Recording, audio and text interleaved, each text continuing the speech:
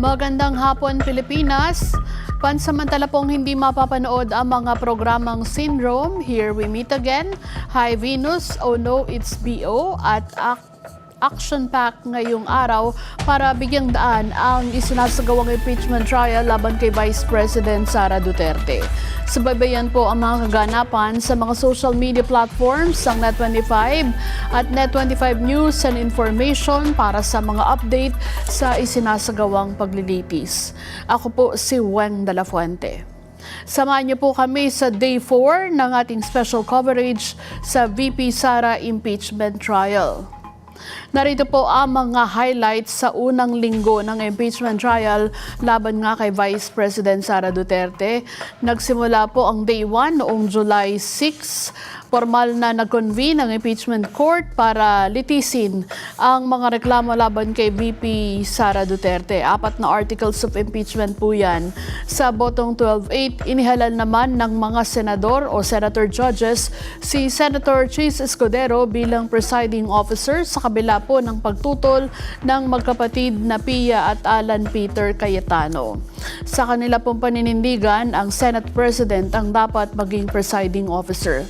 Ibinaba naman ni Escudero ang ruling na mananatili ang 2/3 o 16 na boto para i-convict ang isang impeachable official at iniutos na maging accessible online sa publiko ang trial records. Kapwa po nagbigay ng opening statements ang prosecution at defense panel. Hindi po humarap sa pagdinig si VP Sara, ngunit kumatawan sa kanya ang kaniyang legal team. Sa Day 2 naman po, noong Martes, July 7, formal na sinimula ng prosecution ang presentasyon ng kaso sa ilalim ng Article 4 o alegasyon ng grave threats laban po sa buhay ni Pangulong Bongbong Marcos, First Lady Liza Araneta Marcos at dating House Speaker Martin Romualdez.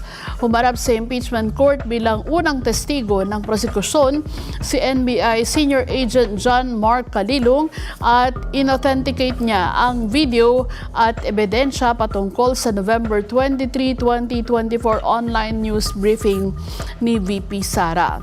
Ipinarating ng prosekusyon sa impeachment court ang plano nilang ipatawag si VP Sara bilang hostile witness sa mga susunod na pagdinig. Bago po ang impeachment trial, dumating sa Senate building si VP Sara para pulungin ang defense lawyers at agad din namang umalis. 2 ulit pong tinawagang pansin ng impeachment court ang lead counsel ni VP Sara dahil sa sinasabing paglabag o yung rule violation. At sa unang araw po natawagang pansin din si Senadora Risa Ontiveros dahil naman doon sa pamamaraan ng pagtatanong niya na tinutulan po ni Senadora Pia Cayetano kaya nagkaroon ng mainitang diskusyon sa pagitan ng ilang mamabatas. Sa Day 3 naman po noong Miyerkules, July 8, sumailalim sa cross-examination ng depensa si Agent Calilong kung saan kinwestiyon ang investigasyon ng NBI, yung kanya pong kwalifikasyon, gayon din ang ebidensya ng prosekusyon. Sa argumento ng depensa, hindi umano nagko-constitute ng impeachable high crime offense ang mga naging pahayag ni VP Sara at tinukoy po ang umano'y Operation Romanov bilang konteksto sa kaniyang pahayag. Nanindigan ang prosekusyon na nananatiling consistent ang testimonya ni Calilong at hindi na nag-redirect examination dahil sa paniwala po nila bigo ang depensa na pahinain ang testimonya ng NBI agent. Pinagbigyan naman ng impeachment court ang hiling ng prosekusyon na isabina si Attorney Zuleika Lopez, ang Chief of Staff ng OVP, gayon din ang pag-i-issue ng subpoena duces tecum sa bank at tax records ni VP Sara bilang bahagi ng ebidensya. Noong nakaraang linggo po ay nagharap din ng petisyon sa Korte Suprema ang mga abogadong supporters ni VP Sara para ipatigil ang impeachment trial at kinwestiyon ng otoridad ni Escudero bilang presiding justice. Pero dahil hindi nga po naglabas ng temporary restraining order ang mataas na hukuman, kaya nagpatuloy ang paglilitis. At ngayong araw po na ito ang Day 4. Muli pong magkukonvene ang impeachment court ngayong araw, alas 2 po yan ng hapon, kabilang sa inaasahang susunod na prosecution witness si National Bureau of Investigation Regional Director Jeremy Lotok. Habang si Attorney Zuleika Lopez naman, na Chief of Staff ng Office of the Vice President, ay nakatakdang tumestigo bukas, araw po ng Martes. Sa Miyerkules, sa harap naman si Executive Director Belinda Bello na siyang hepe ng House of Representatives Legislative Security Bureau. Kabilang po sa kasong nililitis laban sa Vice Presidente ay ang betrayal of public trust, graft and corruption, constitutional violations o culpable violation of the Constitution at iba pang serious crimes o high crimes.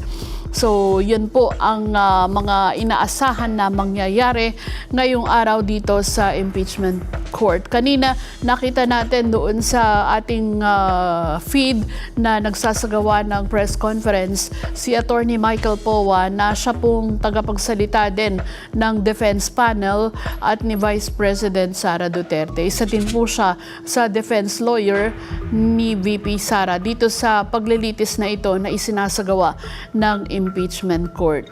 At ngayong hapon din po ay tingnan natin kung ano pa yung yung mga magiging kaganapan at kung ano ang itatakbo ng pagtatanong ng prosekusyon dito sa director ng original director ng NBI. Asahan po na mas magiging mabilis ang impeachment proceedings laban kay VP Sara kumpara sa unang 3 araw po ng pagdaraos nito o yung first week ng impeachment trial. Aminado po si Senator Judge at Presiding Officer Francis Chis Escudero na naging mabagal ang pagsisimula ng paglilitis dahil nangangapa pa ang magkabilang partido at ang mga adjustment na isinasagawa doon sa proseso. Nilinaw naman ni Escudero na hindi naman ibig sabihin ito na mamadaliin na ang proseso, ngunit mas magiging mabilis na ang takbo nito.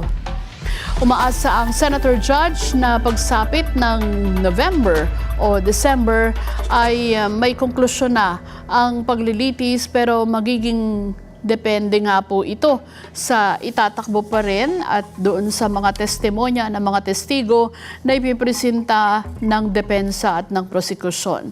Samantala, binigyang diin Escudero na hindi niya ginusto na maitalaga siya bilang Senate Impeachment Court presiding judge. Paliwanag ng mambabatas, hindi niya kayang talikuran ang inatas na responsibilidad sa kanya na tulungan ang Senado at Impeachment Court na mahalagang bahagi nga po ng kasaysayan ng mataas at mababang kapulungan. At dun sa mga patuloy pa rin pong nagtatanong, ano ang ginagawa ni Senate President Sherwin Gatchalian, nakatabi ng presiding officer, hindi po nire-require na nandun siya, pero ipinaubaya sa Senate President kung saan siya pupwesto kapag ganito nga pong merong mga paglilitis. Ang halimbawa siguro o sinundan ni SP Gatchalian ay yung impeachment noong panahon ni dating Pangulong Joseph Estrada, kung saan katabi ng presiding officer na si Supreme Court Chief Justice Hilario Davide si Senate President Aquilino Pimentel. So, yun yung pinagkukumpara ngayon. Sabi naman ng ibang mga sumusubaybay, magkaiba yung sitwasyon noong panahon na yun at yung panahon ngayon. Samantala po, alamin natin ang sitwasyon sa Senado. Naroon si Eden Santos. Eden? Yes, sa ngayon ay inaasabayanan na lamang yung muling pagpapatuloy ng impeachment trial laban kay Vice President Sara Duterte dito sa Senado ng impeachment court, kung saan ay kanina narito maagang dumating dito sa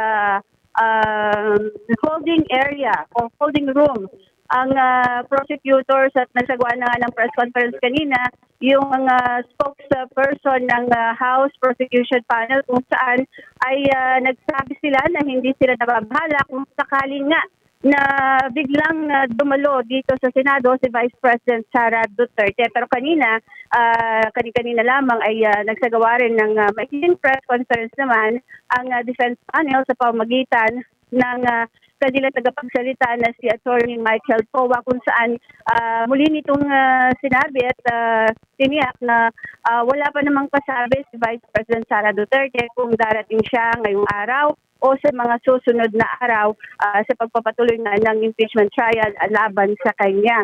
Pero ang kinumpirma kanina ng prosecution at saka ng defense panels ay yung mga request na hiniling ni Attorney Zuleika Lopez na siyang Chief of Staff ni Vice President Sara Duterte sa Senate Secretary na makapagdala ng ilang mga appliances dito sa kanilang sa holding area ng defense panel, kabilang na nga yung ref, sabi coffee maker na nauunawaan naman ng prosecution panel dahil nga sila man din ay may mga ganito sa kanilang holding area, no?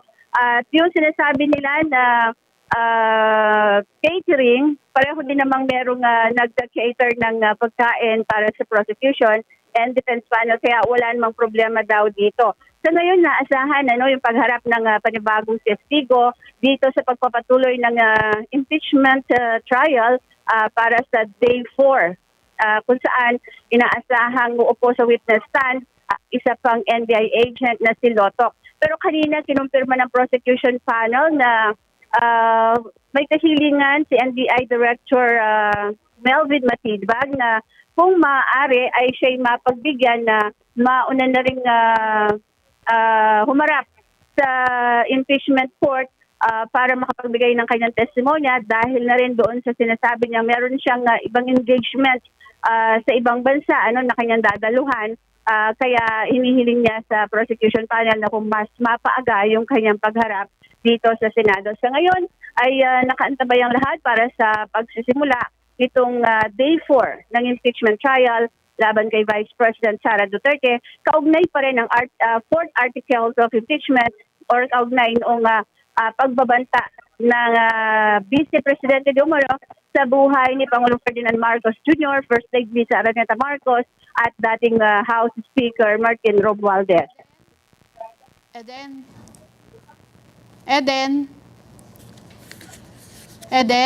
Yes, Ate Lai. Oo. Si Weng ito, yung bang request ng mga senator judges na magkaroon sila ng monitor sa harap ng kanilang mga lamesa ay natupad na ba? Kasi naghihirapan daw sila na nakatingala habang pinapakita yung mga presentasyon.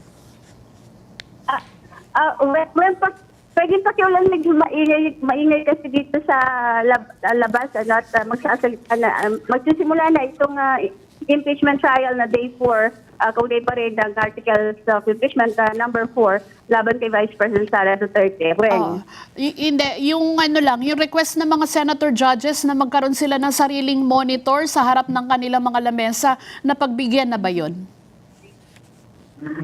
Sa ngayon wala pa akong impormasyon na natanggap din kung napagbigyan yung kanilang hiling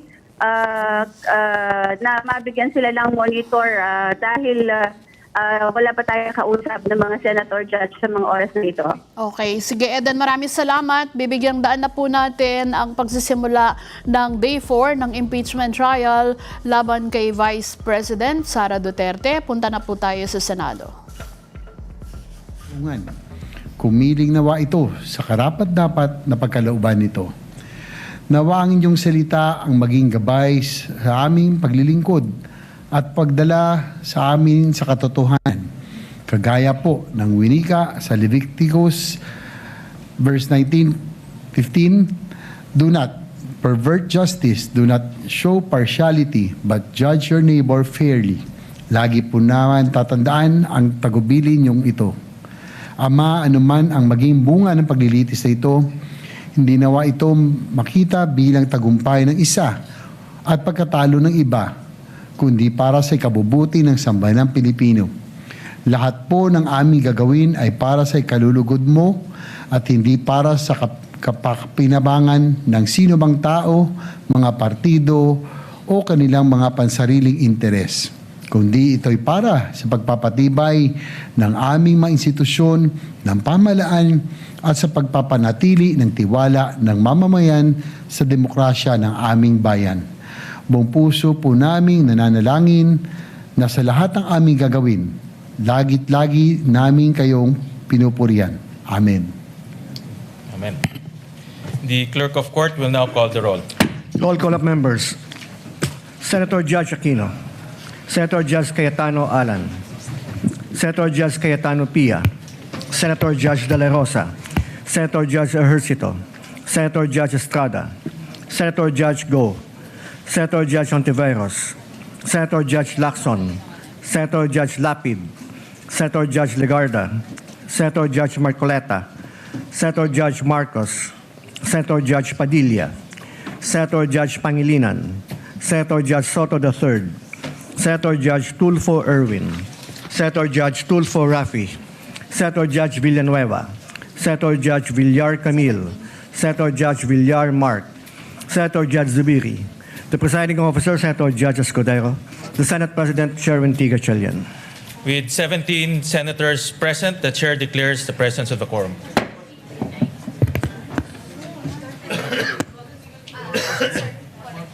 We note the presence of Senator Judge Bongo. We have 18, and Senator Judge Amy Marcos. We have 19 senators present. We have 18 senators present for the record.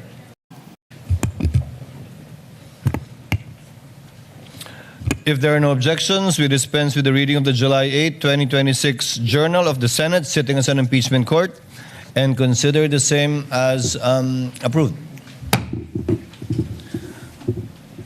The clerk will please call the case before the impeachment court. Case number 004-2026 in the matter of the impeachment trial of Vice President Sara Zimmerman Duterte. Appearances? Good afternoon, Your Honor. Same appearance for the prosecution. We are ready, Your Honor. Noted.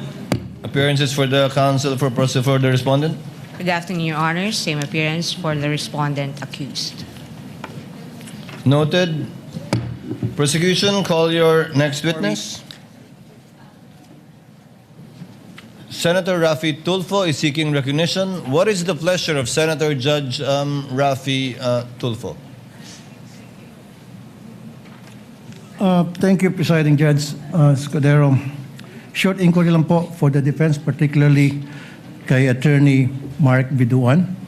Attorney Binuan. During the last hearing, when you delivered a manifestation in reply to the prosecution's statement regarding the fourth article of impeachment, you said, and I quote, "The truth of the matter is this: she and her family were threatened, and while her response was unconventional, it was justified.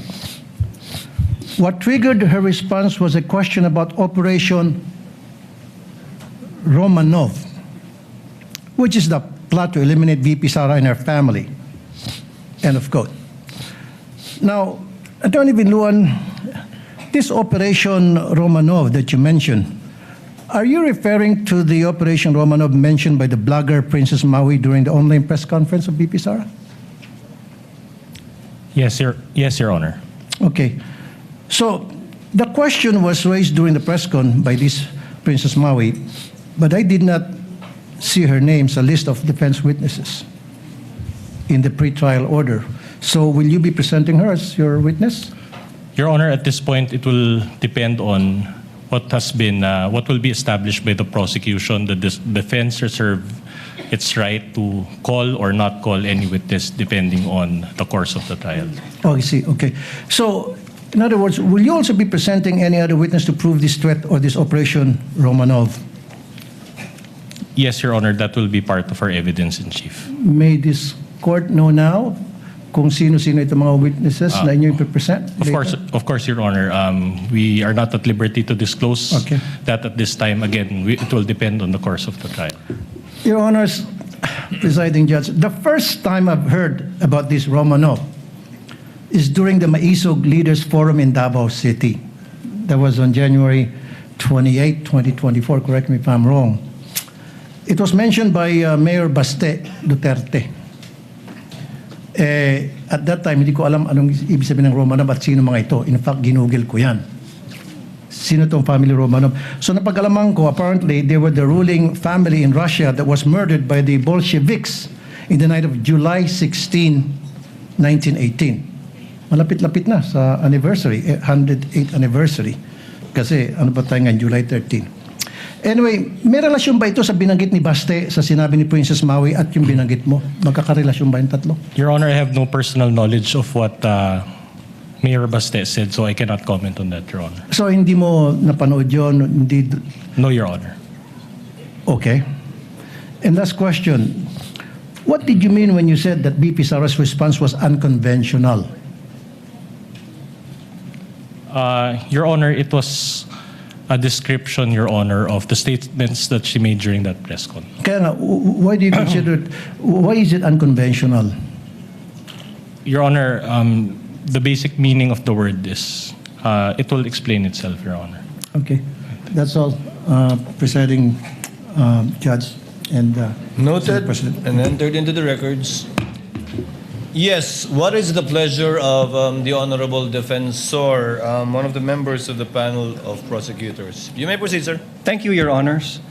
Your Honors, before we proceed with the examination of our second witness, Your Honors, the prosecution is in receipt of a letter dated July 10, 2026 from NBI Director Melvin A. Matibag, requesting that his testimony be scheduled or calendared at the earliest setting, considering that the National Bureau of Investigation, Your Honors, has been invited by the Federal Bureau of Investigation in coordination with the Royal Thai Police for a regional summit on scam center compounds and transnational organized crime.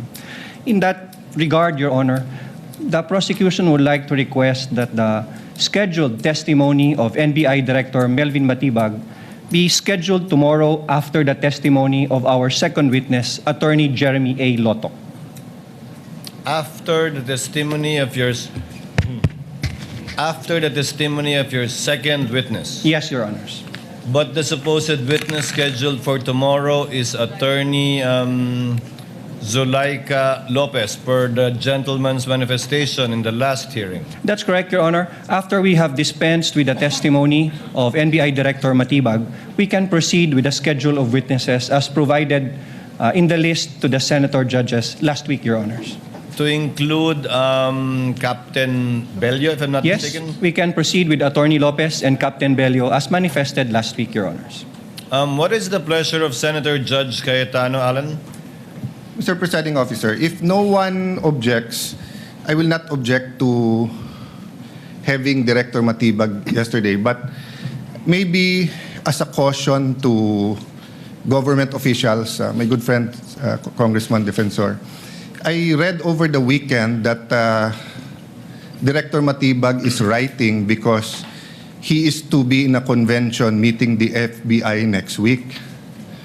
So actually, we're going to be here 30 weeks. We have put aside many, many important things. We have put aside many foreign trips, many local trips, whether it's to help dun sa tinamaan ng lindol sa Mindanao or tinatamaan ng baha ngayon, because we have to be here 2 o'clock until matapos tayo every Monday to Wednesday, then after the SONA every Tuesday to Wednesday. I find it in bad taste that a bureau head will dictate to us that he's not available next week. I was Secretary of Foreign Affairs. That's why you have undersecretaries. That's why you have deputy directors. So I mean, I admire the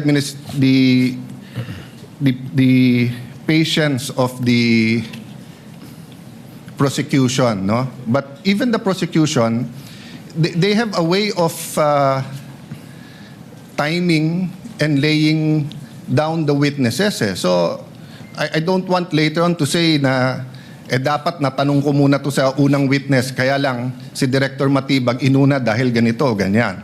No, so I'd like to put that on record and ask my colleagues if that's acceptable to us. I mean, yung 20, well, at least those who are not in jail or the 21 of us are here. The whole government nakatutok. We put aside so many important things. And then one witness who is in the government, who is a bureau head, will tell us sorry, but because he has to be with the FBI, siya na yung mauna tomorrow. That might be a bad precedent, Mr. Presiding Officer. May I be allowed to give a The reply, Your gentleman will Honor? please respond to the point of Senator Judge Alan Cayetano. With due respect to the Honorable Senator Judge Alan Peter Cayetano, we will always respect the decision of the Honorable Court. However, we will only be advancing his testimony one day based on the subpoena that we have requested the Honorable Court. He is scheduled to testify until Wednesday, and that we will not disrupt the scheduled list of witnesses. We will simply advance it one day, Your Honor. With due respect, Congressman, Representative Defensor, I asked that question poignantly last week. If Matibag will be one of your witnesses for this week, and you said no. In fact, you corrected Attorney Ligutan when he mentioned Director Matibag as one of your witnesses, and instead gave me a list of Lotok, Zulaika Lopez, and Captain Bello. Matibag was not included. In fact, I don't think we issued a subpoena for Director Matibag for this week, given your manifestation after you took over, given that you have, as you said, control and supervision over the the counsel for the prosecutors. So he's not in your list this week. He's not being advanced for a day, sir. May I respond, Your Honors? Please so. Your Please Honors, do so, that's sir. correct. I gave a list of witnesses scheduled for Monday, Tuesday, and Wednesday. However, Your Honor, to add, I also added that since NBI Director Matibag has been requested for a subpoena to testify within the week, I also added in my statement that we will inform the Honorable Court which day we can present the Honorable Matibag, and I was expecting him to be presented on Wednesday after the testimony of Captain Belinda Bello, Your Honors. I confirm that, but the situation is, given the one witness per day rule that we supposedly have under the rules of court, no subpoena has yet been issued to Director Matibag to appear this week. Can the Clerk of Court kindly confirm that for us on the record? No subpoena has been issued for NBI Director Matibag. May For I this respond? week. May I respond, Your Honor? Senator Judge Alan Cayetano is recognized. Actually, my statement and my question to the court is not really addressed to the prosecution. You will have to do the best you can to represent, what you're fighting for. No? So I commend you for adjusting. But my recollection is, because I'm also waiting for his testimony, and my recollection last week is said that we will not see him this week. And I think 11 days, no? 11 days ang That's correct, Your Honor. sa article na to. So we're on day 4. So kung hindi siya pwedeng next week, that's day 7, 8, 9. Again, I don't want to dictate sa prosecution or ano, but to suddenly say na tomorrow na siya, when I'm preparing for our oral argument tomorrow and the other witnesses, is a little bit, it's a small inconvenience for today. But I hope it doesn't become a rule, especially for a bureau head. I mean, if no one else objects, but if someone objects, I don't think it's really a good rule. Rules are important. I'll have to keep, you say technicalities. No, rules are important. So even yung notice, we agreed on, presiding officer, 3-day ba? 5-day notice. 5 days for witnesses not mentioned in the pretrial order. And then 3 days kapag 3 days, given the fact that we will be announcing the witnesses for the following Yes. week on the last day. Yeah, anyway, I said my piece, but I hope we will not be able to move faster if we have to accommodate the witnesses, especially if they're in government. May I add something, Your Honors, Before we... the Honorable Defensor, presiding officer would like to hear from the counsel for the respondents. Attorney Binlon, what say you? Yes, Your Honor. We would have to oppose on the basis of the following. Number one, it will be in violation, Your Honor, of the impeachment court's directive that was given last week, insofar as the identities of the witnesses and as well as the order of the presentation. Number two, Your Honor, it will be, again, as mentioned by Senator Judge Cayetano, a violation of the 5-day notice rule.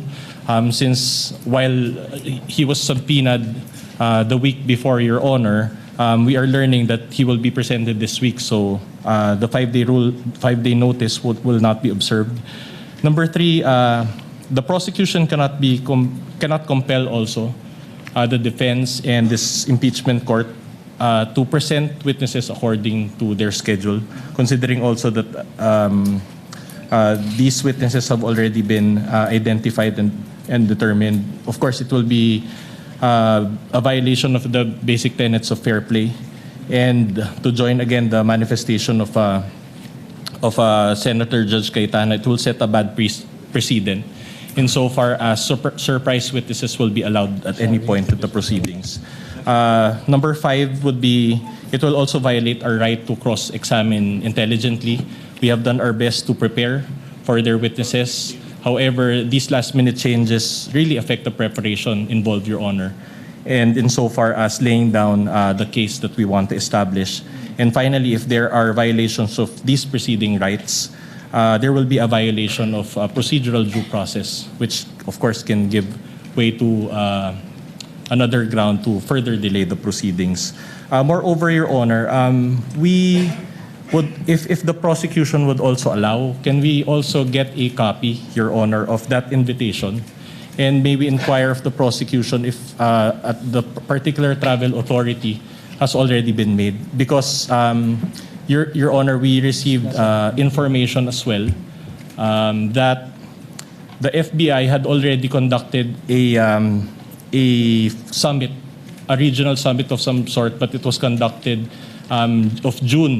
in other words, last month, Your Honor, also in Bangkok, Thailand. So we would have to, again, manifest, and we would have to study, Your Honor, the invitation and counter-check and do the proper verification as well. So that if it is indeed viable, then we would understand, Your Honor, why it has to be attended to by Director Matibag, Your Honor. Senate President Gatchalian is recognized. You may proceed, sir. Thank you, Mr. Presiding Officer. Sinusuportahan ko po yung statement ni Senator Judge Alan Cayetano dahil hindi lang naman po yung counsels ng prosecution at defense na naghahanda, pati mo mga senator judges naghahanda rin. At sa totoo lang ho, itong weekend, marami rin sa ating mga senator judges ay pinag-aaralan kung ano yung kanilang maitatanong sa mga testigong ihaharap ho ngayong linggo. Marami po ay pinag-aralan po yung mga ebidensyang in-upload na ho para po sa ating mga senator judges. At hindi ho ito konting ebidensya, pinag-uusapan ho natin dito. Libo-libong mga papel at libo-libong mga ebidensya. Kaya kung bigla pong may isisingit na testigo, hindi ho rin makakahanda po yung ating mga senator judges sa kanilang pagtatanong at hindi rin ho nilang mababasa yung mga dokumento at ebidensya na nakakabit ho doon sa testigong iharap. Kaya napakahirap naman po na naghahanda ho tayo pero biglang may mga ganitong suppression na hindi ho natin paghahandaan at hindi naman ho yan magiging maayos at patas para po sa ating mga senator judges. Maraming salamat po. For the record, Chair would like to confirm the statement of the Honorable Defensor. I will quote, Presiding Officer, quote, so Director Matibag is not yet going to be presented next week. Representative Defensor, not yet, Your Honor. We will manifest on Monday. If we can consider him for the Wednesday session, depending on how the trial goes and how long the testimonies will take for both parties. With the permission of Senators, Senator Judge Cayetano and the Senate President, may we defer our ruling on this matter and ask the counsel for the prosecution to submit to us the letter given to you by Director Matibag for us to be able to look at it, copy furnished, of course, the counsel for the respondent, so that we can adequately go over it and hopefully come up with a ruling before the day is over. We submit, Would Your that be Honor. possible? We will submit the letter. The Honorable Thank you, Court. Your Honor. So we shall do it that way. Kindly furnish a copy to the counsel for the respondents as well for their review. Yes, Your Honor. Given Your Honor, counsel for respondent, Attorney Vinluen's Your Honor, manifestation earlier. if the travel authority is also available, if we can ask If for a the- travel authority, if it's already issued. Yes, of course. Kindly furnish us that as well. Your Honors, we will submit in good faith whatever the prosecution has received from Director Matibag, Your Honor. As well as Kindly communicate with him, if possible, if he already has a travel authority for the same, so that we could evaluate it based on what you have. We Yes, Your cannot Honor. evaluate it based on what you don't have, so we will presume if you don't have it, it's not yet there. Your Honor, Yes, one last Attorney addition.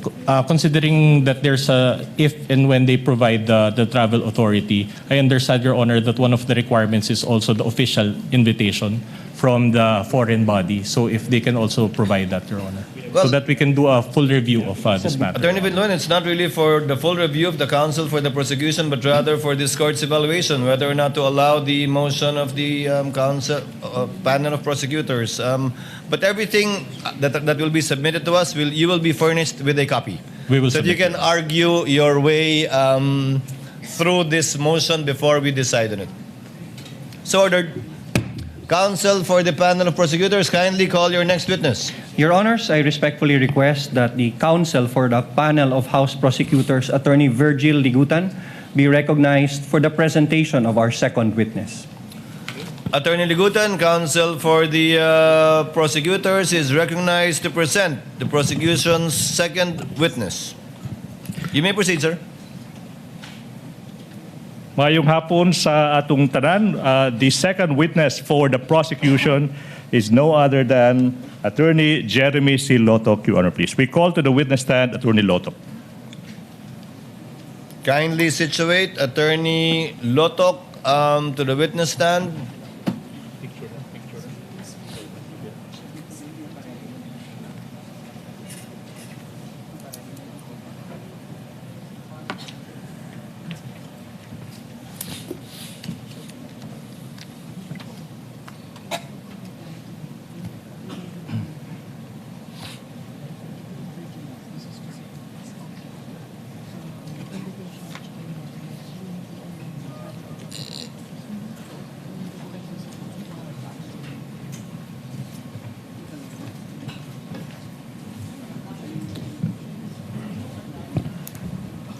Attorney Lotok, please remain standing as the clerk of court administers the oath.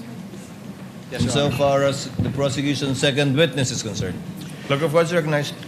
Please raise your right hand.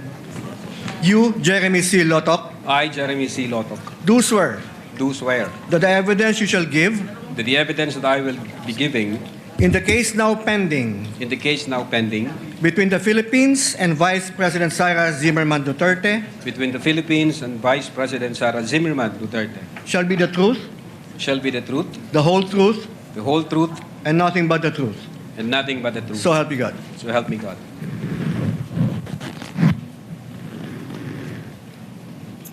Your witness, counsel for the prosecutors. Attorney Lotok, you may sit down. Thank you, sir.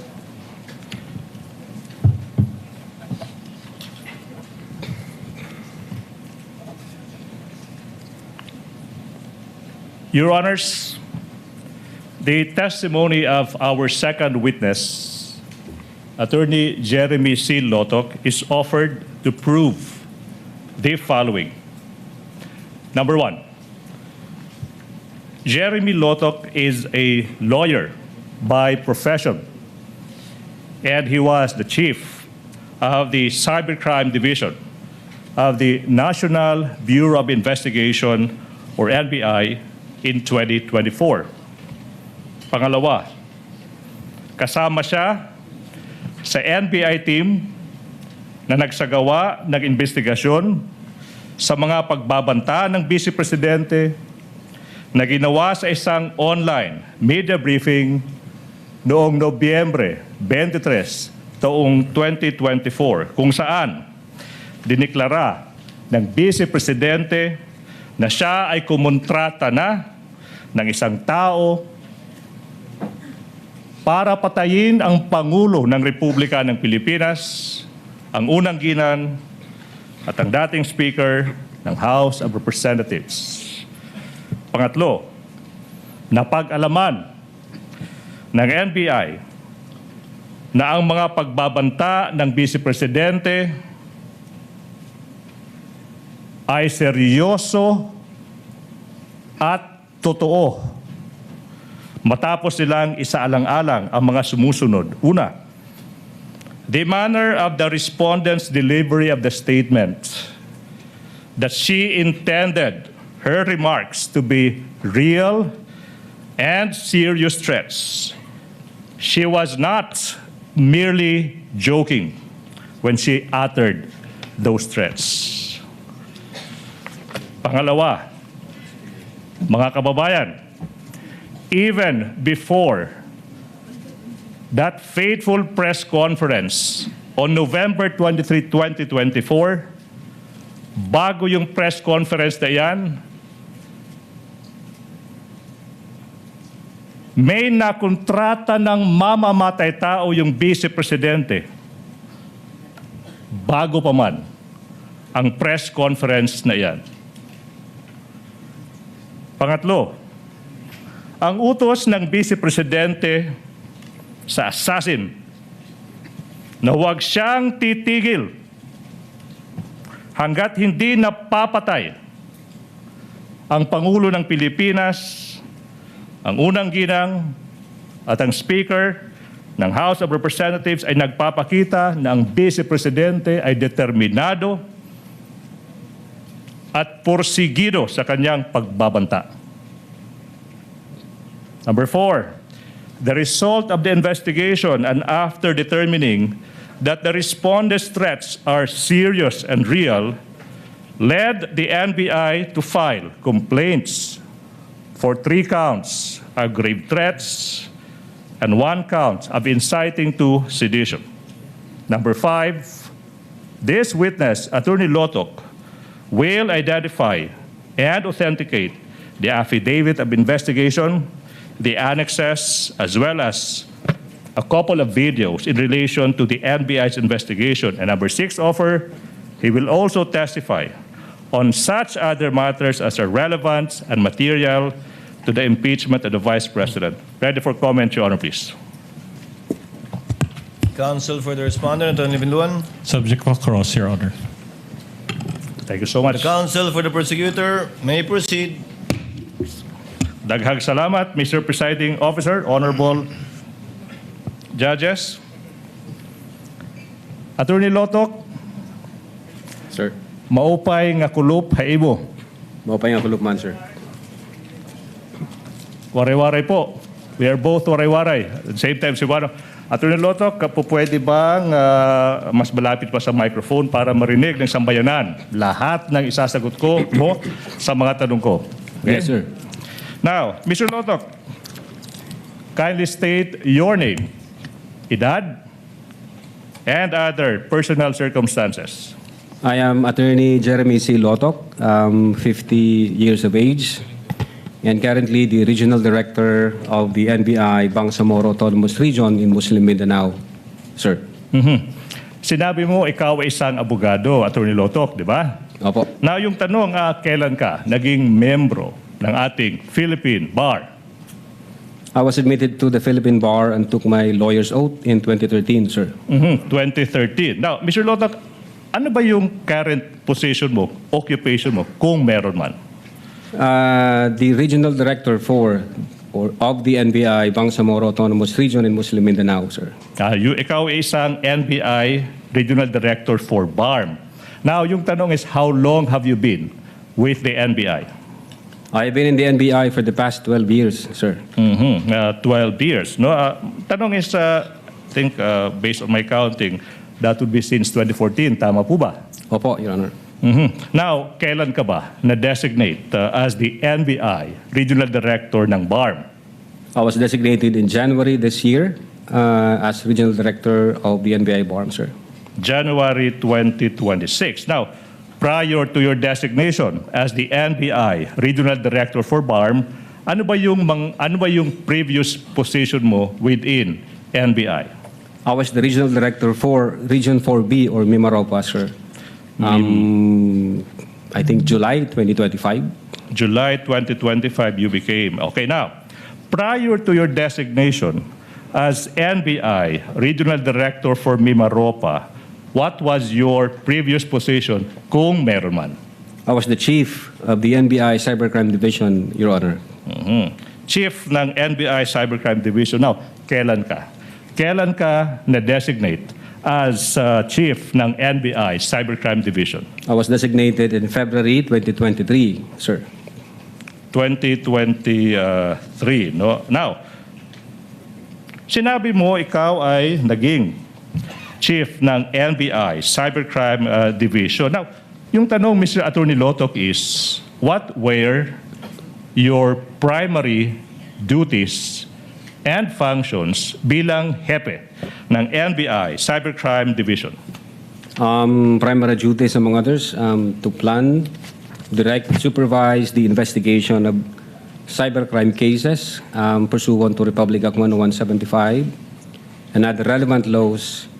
And part of my duties and responsibilities is to investigate high-profile cases pursuant to Republic Act 10867, specifically crimes committed by, through and with the use of information and communication technology, sir. Now, Mr. Witness, of course, you are aware na ikaw ay tumitestigo sa impeachment trial ng respondent. Now, yung tanong is, kilala mo ba yung respondent sa kasong ito? Yes, Your Honor. Okay, yung tanong now is, why do you know her? She is the incumbent Vice President of the Philippines, and she is the subject of the investigation by the NBI Cybercrime Division, Your Honor. So, nasabi mo, she is the subject of an investigation ng NBI Cybercrime Division. Now, yung tanong, Attorney Lotok, is kailan ba? Kailan nagsimula yung investigation ng NBI Cybercrime Division on the respondent? November 23, 2024, sir. November 23, 2024. Yung tanong now, Attorney Lotok, is why? Why did the Cybercrime Division commence an investigation on the Vice President?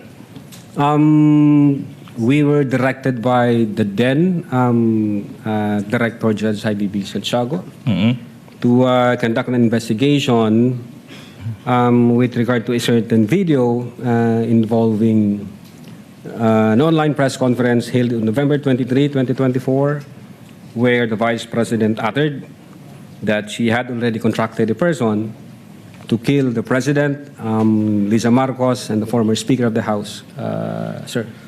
Now, yung tanong, Attorney Lotok, is sa pagkakaalam mo, or kung alam mo, ba't yung NBI, yung inatasang gumawa ng investigasyon na ito? Well, under the law, specifically Republic Act 10867, the NBI has primary jurisdiction to undertake investigations on cases, among others, cases involving threats to security and assault against the persons of the highest officials, sir. So, threats or assaults on or against highest officials, sabi mo, di ba? Now, yung tanong, Attorney Lotok, is, sino ba yung mga highest officials na kung may threat or may assault sa kanila, NBI has to do it, an investigation? Sino yung mga officials na ito? Yes, Your Honor, they are the President, the Vice President, the Senate President, the Speaker of the House, and the Chief Justice of the Supreme Court, sir. All right. Now, so you mentioned Presidente, Vice President, tsaka yung iba pa. Now, you mentioned, Attorney Lotok, that the NBI conducted an investigation on the respondent's statements during an online media briefing on November 23, 2024. Yung tanong now, Attorney Lotok, is, what exactly did the respondent say on that day that resulted to the investigation? On that online press conference held on November 23, 2024, the Vice President uttered the following. Huwag kang mag-alala, ma'am, sa security ko sapagkat may kinausap na akong tao. Ang sabi ko sa kanya, pag pinatay ako, patayin mo si BBM, si Lisa Marcos, si Martin Romualdez. No joke, no joke. Nagbilin na ako, ma'am.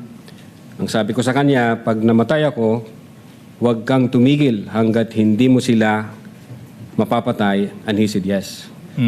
Now, Attorney Lotok, no, yun yung statement. No? Now, sino ba yung mga membro ng investigation team na galing sa division mo, yung cybercrime division? We have Attorney Van Angluben, the then Executive Officer for Operations ng Cybercrime Division. Attorney Vanessa Asuncion, the Executive Officer for Administration back then. John Mark Calilong, the agent on case, and myself, Your Honor. You mentioned Agent John Mark Calilong. Yes, Your Honor. The same person who testified before you. Yes, Your Honor. Now, Mr. Witness, how did your division commence the investigation? I instructed the team, specifically Agent Calilong, that for this particular case, we have to follow the 5 phases or stages of cybercrime investigation, sir. So you instructed John Mark Calilong to follow 4 stages of the investigation? The team and John Mark Calilong, sir. Now, you mentioned, Attorney Lotok, yung 4 stages ng Cybercrime Division for the information ng ating honorable judges sa kanyang publiko. And this is the question now. Ano ba yung 4 stages ng investigation na ito? Yeah, Your Honor.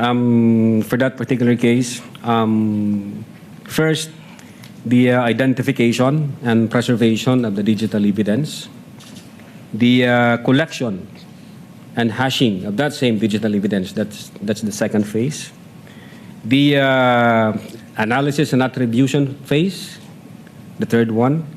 And then the legal evaluation and case filing as the final phase, sir. So these are the 4 stages. Now, if you know, what was Agent Calilong's response, and if any, sa naging instruction mo sa kanya na sundin yung 4 stages ng cybercrime investigation? Well, he said yes, and then he proceeded to identify. He proceeded to identify and preserve. Continue. Identify and preserve the digital evidence in question, sir. Now, you said and that you instructed Agent Calilong to identify and preserve. Na-mention mo, digital evidence. Yung tanong now is, what is this evidence that you are referring to? It refers to a certain video, Your Honor, involving an online press conference held on November 23, 2024, which was streamed through the Facebook page of one Attorney Herminio Lopez Roque Jr. or Harry Roque, Your Honor. So it was the Facebook page of Harry Roque who live streamed the video? Yes, Your Honor. Okay, now, Mr. Witness, after Agent Calilong identified and preserved yung sinasabi mong video, which you said is the first stage of the investigation, ano yung nangyari after that, kung meron man, tsaka kung alam mo? Yes, Your Honor. The agent on case proceeded to collect that digital evidence and generated hash value on that digital evidence, and at the same time stored that in a data carrier, Your Honor. Alam mo, Attorney Lotok, this is the first time na narinig natin yung term na hash value. And I think it's just proper na yung next question ko para malaman ng publiko, Attorney Lotok, ano ba yung hash value na yan? Well, under the implementing rules and regulation of Republic Act 10175, or the Reorganization and Modernization Act of NBI, Hash value refers to a mathematical algorithm applied to the information like the file, the physical disk, or the logical disk, in this case, the digital evidence, thereby creating a digital fingerprint or DNA for that information or digital evidence, Your Honor. So to create a fingerprint for the video, is that what you're saying? Yes, Your Honor. In this case, the video. All right. Now, Mr. Witness, after the identification, preservation, collection, and hashing, so far these are the two stages, what happened next, if any, in relation to your investigation on the Vice President's statement? We proceeded to the analysis and attribution phase. Now, ano yung nangyari kung meron man, tsaka kung alam mo, in this analysis and attribution phase? In the analysis, we established the intent, the motive, the capability of the Vice President to carry out the threat she mentioned, as well as we proceeded to identify the individuals present in that press conference on November 23, 2024, sir.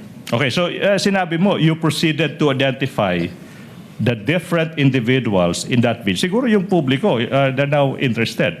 So, what happened?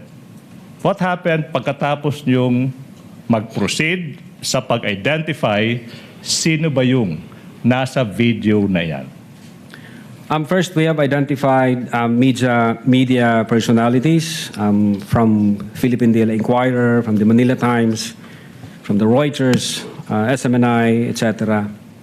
And then we have also identified the Vice President herself, who in her presence, openly and publicly, uttered that she had already contracted a person to kill the President, Lisa Marcos, and the former Speaker of the House, and instructed the person to be relentless in killing the three. And it was streamed through the Facebook page again of Harry Roque, Your Honor. You said to be relentless in the killing. Okay, now, after finding out that indeed the Vice President uttered that, to be relentless in the killing, what happened next, if any, in relation to the investigation you conducted? We continued the open source investigation to determine if there were utterances made by the Vice President in previous dates, Your Honor. Now, ano ba yung naging resulta, kung meron man, tsaka kung alam mo, sa naging open source investigation ng NBI into sinasabi mong mga previous statements ng Vice President? We have found a press conference dated October 18, 2024, streamed through the official Facebook page of the Office of the Vice President. And we were able to identify, for us, being the investigator, at least three material lines or utterances made by the Vice President, sir. Okay. So you said in that press conference, sinabi mo, you found three utterances or statements ng Vice President. Okay, Among now, others, sir, yeah. Among others. So let's focus on these three. Ano ba yung three statements na sinasabi mo? Well, the first one, the Vice President uttered, gusto kong tanggalin yung ulo niya ba? And then the second one, the Vice President uttered, I realized toxic na itong relationship, referring to the relationship between the Vice President and the President. And then number three, I imagine myself cutting his head. Okay, now, recap, sinabi mo, gusto kong tanggalin nung ulo niya. And then sinabi mo rin sa third, I imagine cutting his head. Based on your investigation, Attorney Lotok, kaninong ulo ba yung rinirefer ng Vice President na gusto niyang tanggalin? The President of the Republic of the Philippines, sir. Yung ulo ng Presidente ng Republika ng Pilipinas. Opo. What proof if any, do you have? That the Vice President said this. We have that video, Your Honor, dated October 18, 2024. Now, kung maalala mo, Mr. Witness, saang portion ng video na iyan maririnig yung Vice President, sinasabi yung mga katagang, gusto kong tanggalin yung ulo niya, imagine myself cutting his head. Your Honor, if I may refer to my notes. Your Honor, I move that... Witness may do so. Thank you so much. Thank you, Your Honor.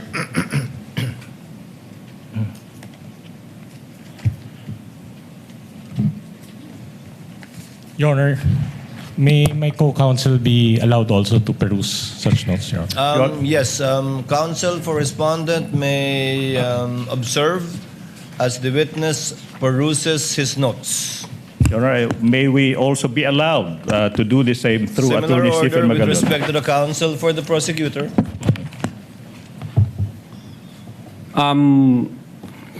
Your Honor, from timestamps 1 hour, 35 minutes, and 57 seconds to 1 hour, 36 minutes, and 10 seconds.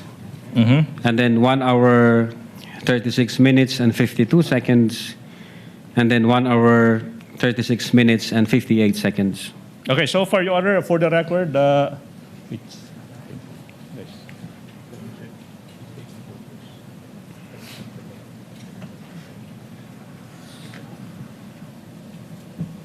okay, Your Honor, please, sorry. The gentleman mentioned 2 timestamps. So question, if those portions, okay, are shown to you, will you be able to identify the same? Yes, Your Honor. Your Honor, at this juncture, Your Honor, please, the video has already been identified, marked and identified by our previous witness, and it is marked as Exhibit P-Roman numeral 4-11 for the prosecution. We move that these 2 portions with individual timestamps, as mentioned, be shown to this witness for his identification, Your Honor, please. Where is the USB, counsel? Your Honor, we move that we be allowed to unseal the marked exhibit, Your Honor, please, that was presented last time, Your Honor, please. It's with us. It's with the prosecution. Kindly unseal the document in the presence of the counsel for respondent.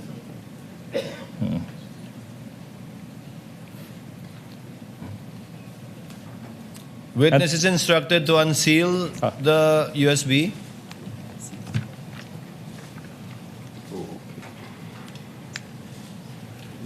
This has been previously marked. So after the unsealing, counsel for the prosecutor and for the respondent are instructed to kindly accompany each other to the tech booth to make sure it is the same, one and the same USB that will be played.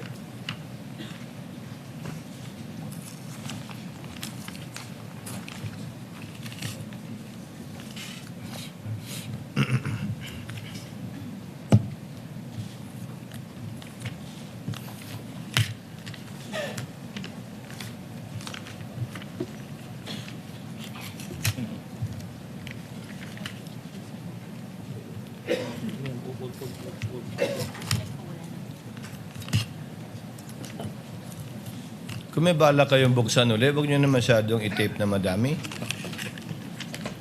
Para hindi masyadong matagal pag i-unseal.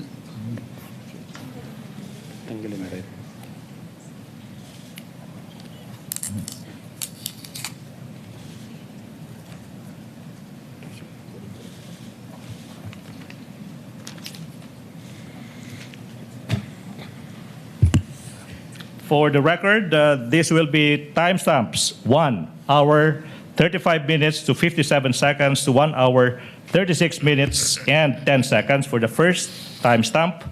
For the first portion. And the second portion is from 1 hour, 36 minutes to 52 seconds to 1 hour, 36 minutes and 58 seconds.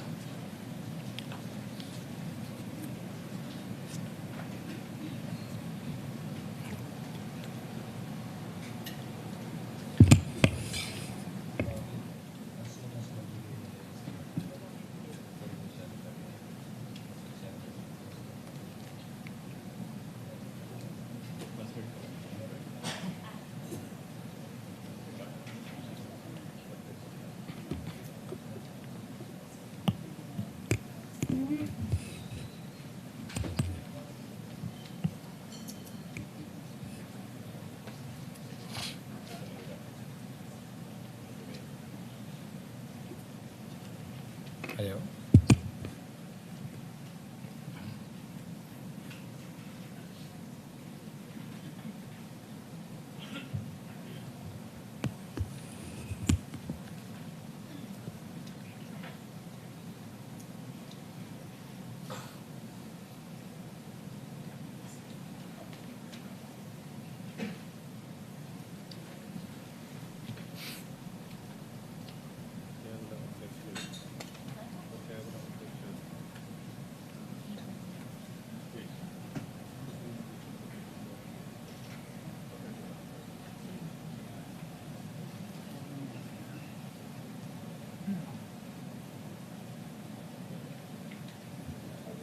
Gusto ko tanggalin yung ulo niya ba?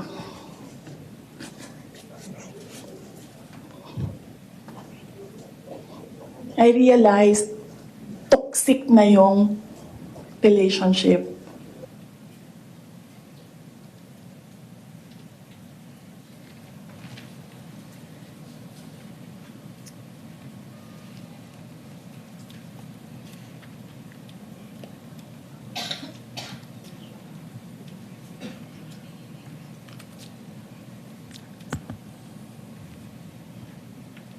There's one more counsel, right? Yes, Your Honor. Waiting for the second video. Consisting of 6 seconds only, Your Honor, please.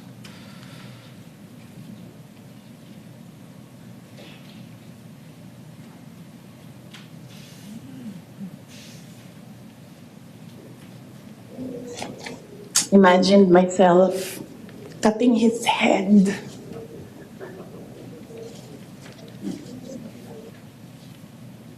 Okay, thank you so much, Your Honor, please. May proceed, Your Honor, please. Counsel may proceed. Mr. Witness, what relation, if any, do those videos have, portions of the videos have, with the video you mentioned earlier? That's the same video I mentioned, Your Honor. Okay, thank you so much. Let's proceed. Attorney Lotok now. After you discovered these previous statements by the Vice President, what happened next, if any, in relation to the investigation you conducted on the Vice President's statements on November 23, 2024?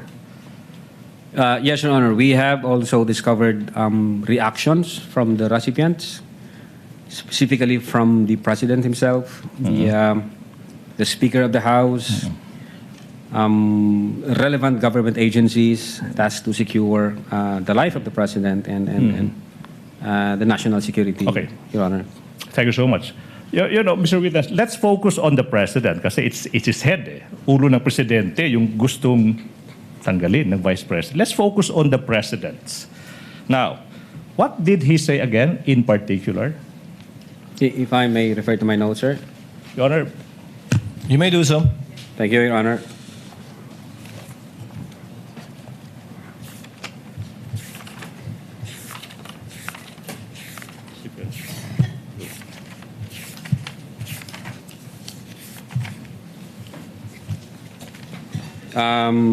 Yes, Your Honor.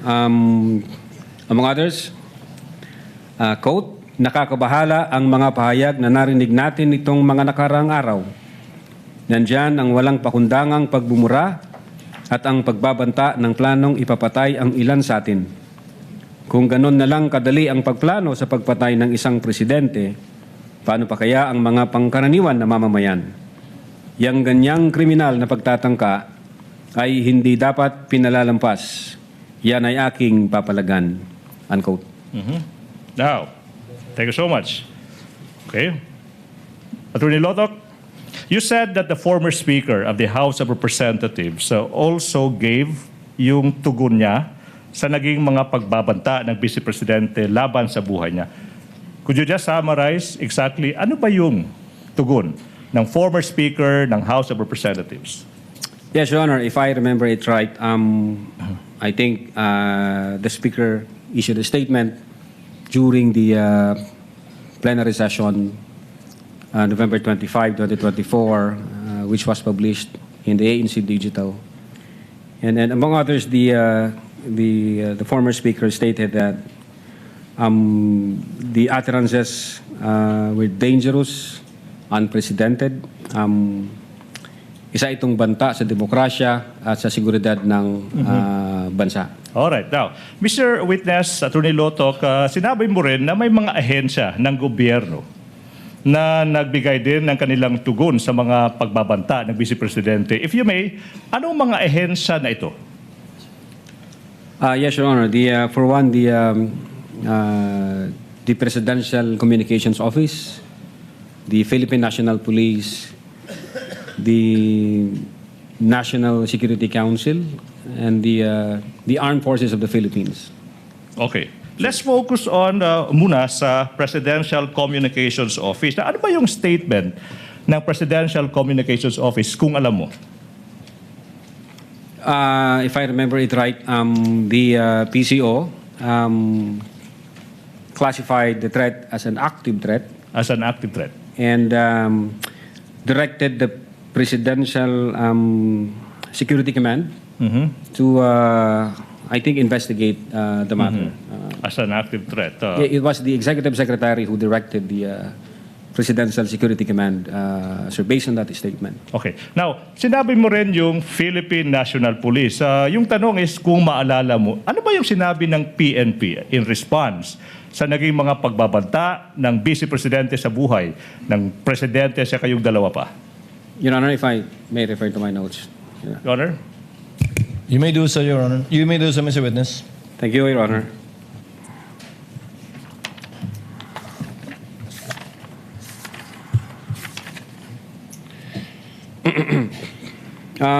The Philippine National Police issued a statement relative to the press conference made by the Vice President.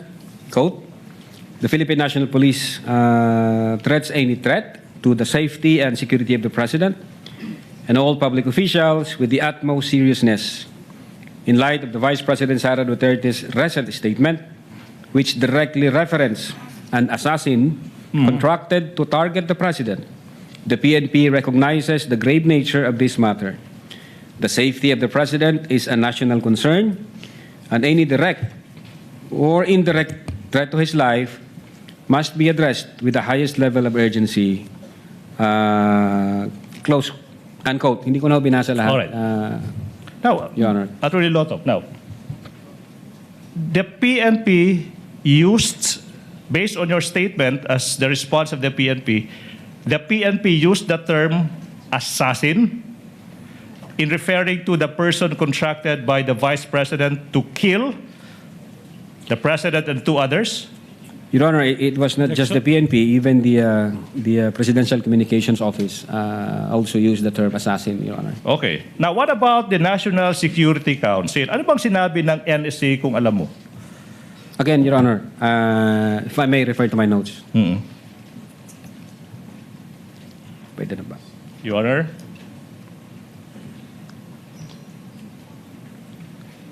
Your Honor? May the witness be allowed to refer to his notes once more? You may do so, Mr. Witness. Thank you, Your Honor.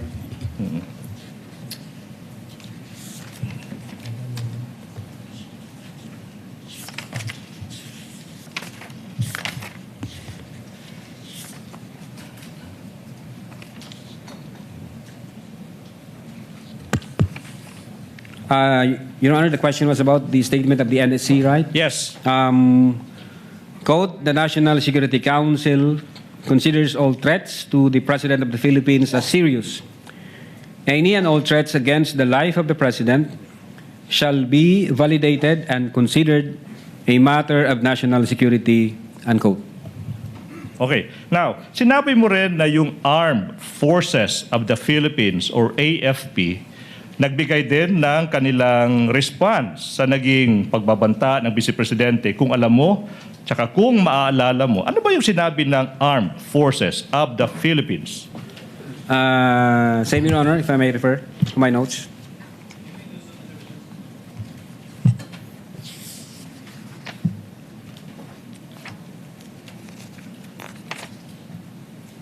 Just a minute, Your Honor.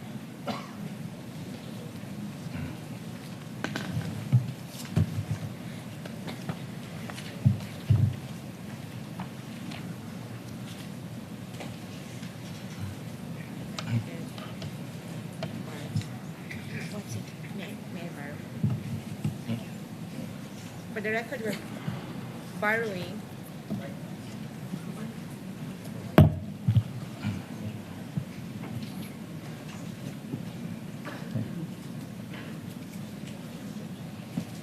Just for the record. For orderly proceeding, Your Honor, please, I think it's proper for Attorney Season to ask to be recognized first.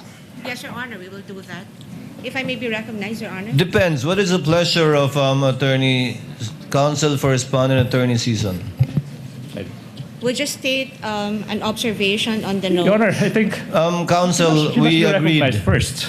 that only one counsel shall speak insofar as the presentation of a witness is concerned.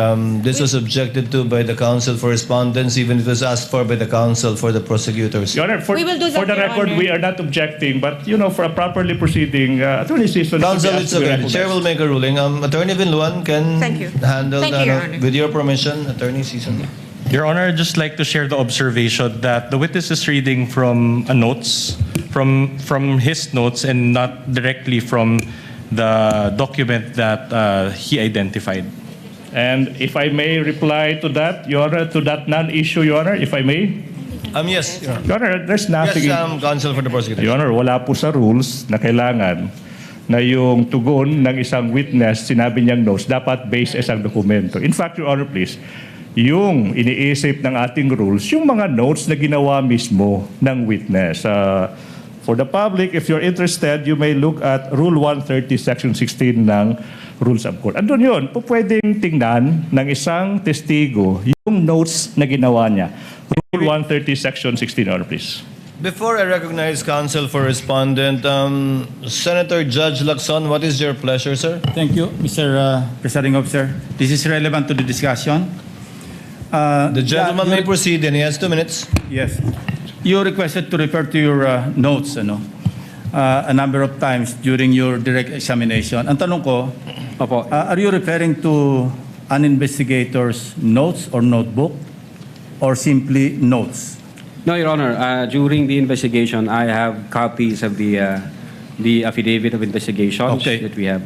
Yeah, I asked that question because my understanding of an investigator's notes or notebook to be credible and may even be used as part of the examination or evidence in chief, depending on its authenticity and purpose and the role of evidence, is that the contents therein were written on the exact dates when the subjects of those notes actually happened. Ito yung ginawa nyo mismo? Yes, Your Honor, during the investigation. Thank you Your for the clarification. Thank you, Senator Judge Lacson. Noted and entered into the records. Counsel for respondent, what is your pleasure? Your Honor, that was a mere manifestation, Your Honor. We just want to put it for the record. There being no objections, some witness may proceed and answer, or counsel may proceed with his questions. The Armed Forces of the Philippines. Ano sinabi ng Armed Forces? Are we done? Not yet. Okay, so let's go back. Yeah, if I may, Your Honor. Yes. Witness may continue to answer. Thank you, Your Honor. On November 23, 2024, General Romeo S. Browner, Chief of Staff of the Armed Forces of the Philippines, issued the following statements. Quote, the Armed Forces of the Philippines is a professional organization focused on its mandate to protect the people and the state. Our personnel are loyal to the Constitution and the chain of command, unquote. Hindi ko na po binasa lahat, sir. Okay, now, after you and your team discovered these responses, Attorney Loto, what happened next, if any, kung meron man, tsaka kung alam mo, in relation sa investigation nyo, sa mga statements ng Vice President on that day, November 23, 2024? We issued subpoena to the media personalities present during the online press conference of November 23, 2024. Sir, What? For them to appear on December 4, 2024, sir. You issued a subpoena to the media personalities that you said andun sa media conference na yon to appear on December 4, 2024. Now, sino ba yung mga media personalities na pinasubpoena ng NBI? Again, Your Honor, if I may refer to my... You may do so, Mr. Witness. Thank you, Your Honor.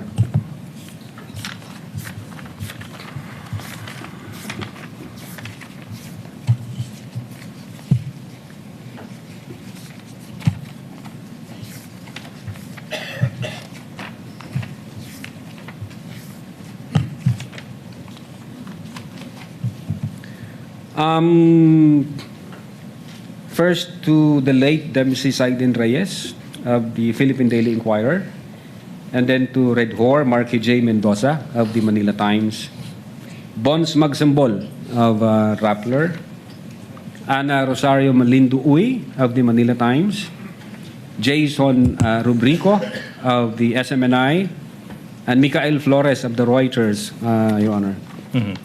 Okay. Now, Mr. Witness, yung tanong now is, ba't kailangan isabpina ng NBI itong mga media personalities na ito na mag-appear sa NBI sa araw na iyon, December 4, 2024? Your Honor, they were there during the online press con, and they participated the press conference. So, ang tingin namin, meron silang personal knowledge kasi nandun sila at nag-participate po sila. Kaya, we deemed it proper to issue subpoena on them. Now, so you said na they were subpoenaed to appear on December 4, 2024 in the NBI. Now, what happened on that day, December 4, 2024, if any, and if you know, in relation to the investigation you conducted? The agent on case reported to me that Mr. Reyes and I think Mr. Magsambol appeared before the Office of the Cybercrime Division and participated in the process of the interview, sir. Now, how do you know? How do you know that these two individuals, at least, si Dempsey Reyes, again, may his soul rest in peace, and Magsambol appeared before the NBI on that day, December 4, 2024? Yes, Your Honor. Aside from the fact that the agent on case reported that to me, he showed to me the minutes of meeting wherein the signatures of the late Mr. Reyes and Magsambol were affixed on it, Your Honor. Okay. May nakapirma ho sila doon sa minutes of meeting, sir. All right, now, thank you so much, Attorney Lotok. Now, Attorney Lotok, you said that your team interviewed members of the media. You issued subpoena to them and they appeared. Now, what else happened, if any, in relation to the investigation you conducted? We issued subpoena ad testificandum to the Vice President herself to shed light in the investigation we are conducting, sir. So you're telling the public that you, NBI, also issued a subpoena to the Vice President? Yes, Your Honor. answered, Your Honor. Okay, now, proceed, Your Honor. Now, what proof, if any, do you have that, in fact, the NBI issued a subpoena addressed to the Vice President? We have copy of that subpoena ad testificandum dated November 25, 2024, sir. Now, kung yung subpoena na binigay ng NBI sa Vice Presidente may petsang Nobyembre 25 taong 2024 ipapakita sa iyo, makikilala mo ba yung dokumentong ito? Opo. Now, we are now in the process of presenting to you a subpoena ad testificandum dated on even date December 25, 2024. That Counsel is, for the parties are authorized to approach and Thank you so view the much. document. for the record, this is previously marked as Exhibit P-Roman numeral 4-4 for the prosecution. Have you perused the same, Attorney Lotok? Yes, Your Honor. Question, what relation, if any, does that document have with the subpoena you mentioned? This is the same subpoena I mentioned, sir. Thank you so much. So the NBI issued a subpoena to the Vice President. Your Honor, can we just make a comment? Counsel for the respondents recognized. We have.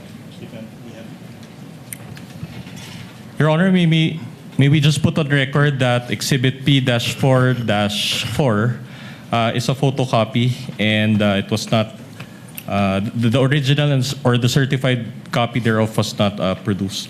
We are ready to produce that, and that's the next step we are supposed to do. Your Honor, Noted. Please proceed. we have a copy of the certified true copy. We invite the defense to check the same for comparison, Your Honor, please.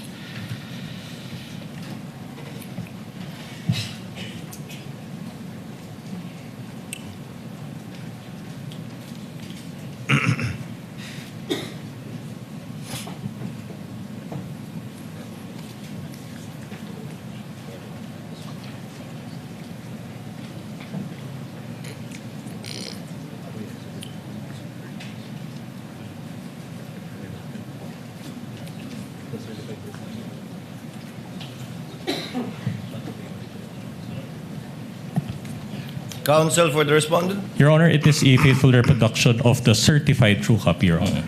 Noted for the records. May Counsel proceed, Your for the Honor. prosecutors may proceed. Now, Mr. Witness, we would like to know,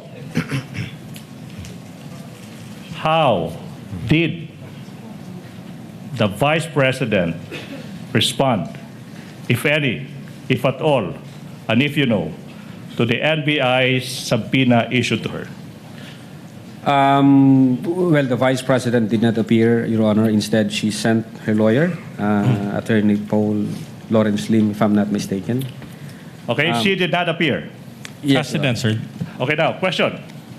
If you know, what was the Vice President's reason for failing to appear at the NBI, in the NBI, despite the subpoena issued to her? I think the Vice President, in effect, was saying there were office matters to tend to, so she cannot attend the scheduled subpoena date. Sir. Office matters. Now, how did the respondent, the Vice President, inform you that she could not attend the subpoena because she was attending to, quote, office matters, unquote? There was a letter, I think, dated November 28, 2024, which was submitted by the counsel of the Vice President, sir. So the letter, December 20, 2024. Now, kung yung kopya ng letter na yan ipapakita sa iyo, ma-identify mo ba yung letter na ito? Opo, Now, Your Honor. we're in the process of showing you a copy of the letter dated November 28, 2024. Counsel for the prosecutor may approach, as well as counsel for the respondent.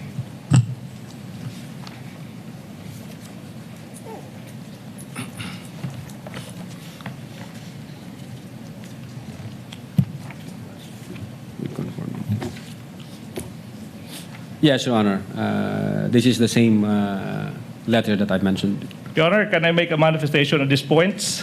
The prosecutor may proceed. Your Honor, the letter from the Vice President's lawyer is not marked in exhibit. At this juncture, Your Honor, please, if the defense will agree, we move that the same be marked as an additional exhibit for the prosecution, and the specific marking that we are asking the court to follow is Exhibit P-Roman numeral 4-32 for the prosecution, Your Honor, please. Counsel for the respondent. We have no objection to that, Your Honor. So ordered. So marked. Thank you so much. Now, so what did the... Your Honor, please. Your Honor, do we have to pause for the marking, or do I proceed? Please proceed, counsel. Thank you so much, Your Honor, please. Thank you so much. Now, so what did the NBI do? No? Anong ginawa ng NBI after yung Vice Presidente hindi sumipot sa NBI despite the subpoena, kung meron man? Yes, Your Honor. We deemed it proper to issue another subpoena to give the Vice President another time so she can prepare. And at the same time, in reply to the letter submitted by the lawyer, we issued also a letter dated December 2, 2024, because the Vice President in that letter from her lawyer was asking copy of the complaint and the question to be propounded by the NBI to the Vice President. All right. Now, let's go to that letter, Attorney Lotok, na. Puntahan natin yung letter na iyan. Now, kung alam mo, ano ba yung sinabi ng NBI sa letter na iyan na pinadala sa Vice President after hindi siya sumipot despite the subpoena sent to her? Your Honor, the document would speak for itself. No need for the witness to read. I think the counsel Witness may is... answer Yes. if he knows. Yeah, among others, sir, sinabi ho doon sa letter namin noong December 2, 2024 na ini-inform namin ang Vice Presidente na iniimbestigahan din po namin yung alleged threat against sa kanyang life. At sinabi namin na kailangan namin yung kanyang presensya para may makuha kaming information, para ho may mapagsimulan kami doon sa investigation against threat to her life, Your Honor. Now, what proof, if any, do you have that the NBI issued another subpoena addressed to the Vice President? Yeah, we have that copy of the subpoena dated, if I'm not mistaken, December 2, 2024. Sir? Na, okay. Attorney Loto, kung yung kopya ng pangalawang subpoena ipapakita sa iyo, ma-identify mo ba? Yes, sir. Now, we are now in the process of showing you that subpoena. The defense may also check. Counsel for the prosecutor as well as respondent may approach to compare. And for the record, that second subpoena addressed to the Vice President has been previously marked as Exhibit P-Roman numeral 4-6 for the prosecution. That's the same subpoena I mentioned, sir. Okay, so that's the same subpoena. Do we have any observation from the defense? Counsel for respondent. The document is a machine copy, Your Honor. Machine copy. Stephen, where's the Stephen? Your Honor, we move that the certified true copy in our possession be compared with the photocopy identified by the witness, Your Honor, please. Counsel, this has not been marked, right? This has been marked this time, Your Honor, please. The second subpoena. This has been marked already. Yes, Your Honor.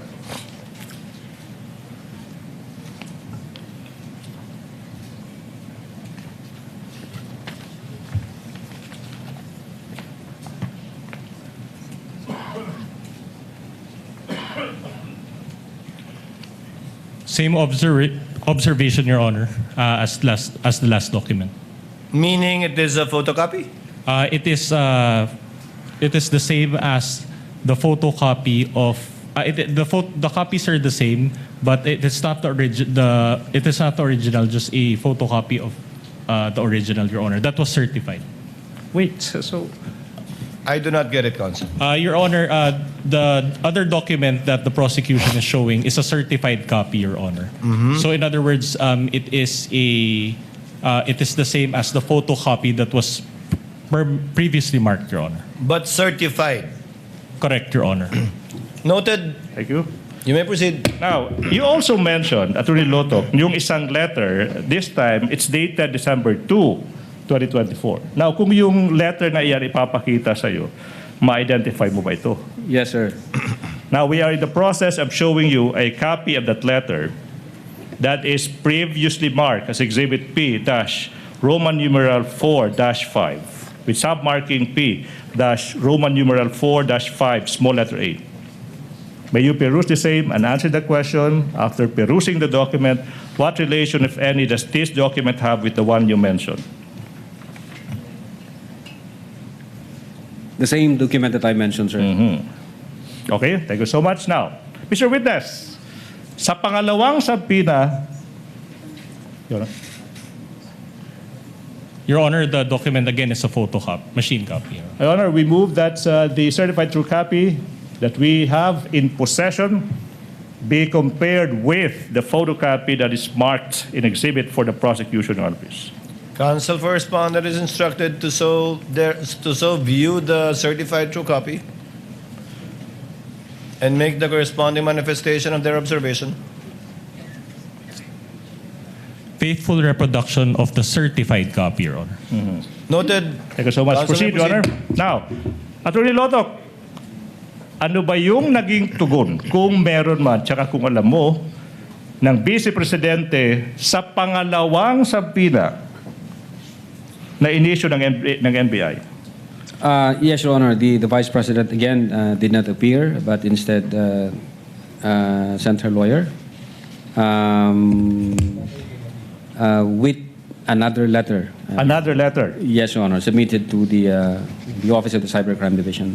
Okay, now, kung alam mo, ano ba yung nilalaman ng letrang iyan, yung pangalawang letter ng Vice President in response to the second subpoena ng NBI? If I remember it right, sinasabi doon, we must state the obvious. The NBI is under the administrative supervision ng Secretary of Justice, who is an alter ego of the President. And the Executive Secretary is the chief alter ego. So, minarapat daw niya makinig sa kanyang counsel at hindi na mag-appear sa subpoena ng NBI, Your Honor. Now, kung yung, what proof, if any, do you have of that letter? We have copy of that letter, Your Honor. Kung yung kopya ng letter na yan ipapakita sa iyo, ma-identify mo ba? Yes, Your Honor. Now we are showing you a copy of the letter dated December 10, 2024. The question after you peruse the same, what relation, if any, does that document have with the letter you mentioned? The same document that I mentioned, sir. Your Honor, manifestation, the same letter coming from the Vice President's Counsel is not marked in exhibits by the prosecution. Same with the previous letter we moved, that the same, with agreement from the Defense Counsel, be marked as our Exhibit P-Roman numeral 4-33 for the prosecution. It is a photocopy of that letter, Your Honor, please. What does counsel for the respondent say? No objection to that, Your Honor. No objection. Thank you so much. Noted. Kindly have it marked. Your Honor, proceed. Now, Mr. Witness, what else, if any, did the letter state, if any? Well, the counsel for the Vice President stated that the Vice President is confident that the NBI will also investigate the alleged threat against her life. Yun po yung tenor ng letter na yun, sir. Now, ito yung tanong now. You mentioned earlier that the Vice President stated that she already contracted an assassin to kill the President and the two others. Now, Attorney Lotok, wait, not yet done. No question yet. Please proceed, counsel. As the head of the investigation team, what was your impression of the Vice President when she declared that she already contracted an assassin to kill the President, the First Lady, and the former Speaker of the House of Representatives? Objection, Your Honor. Calls What for an ground? opinion. Opinion. You may cite the rule, Your Honor, please. And misleading as well, Your Honor. She never mentioned the word assassin. Your Honor, the term, may I reply to that, Your Honor, please? Counsel for the The term prosecution is recognized. assassin is not a fiction. It is the same term used by the PNP and by the PCO. So it's not plucked out of thin air, Your Honor, please. So we have basis for using the term assassin. But Your Honor, the counsel mentioned that it was VP Sara who mentioned it, and that was phrased in his answer. So we are objecting to that, Your Honor. With the understanding that the witness will base his answer on his investigation or knowledge insofar as the investigation that he himself conducted and led is concerned, and not as a conclusion of fact and law. The witness may answer. What was your impression? Yes, Your Honor.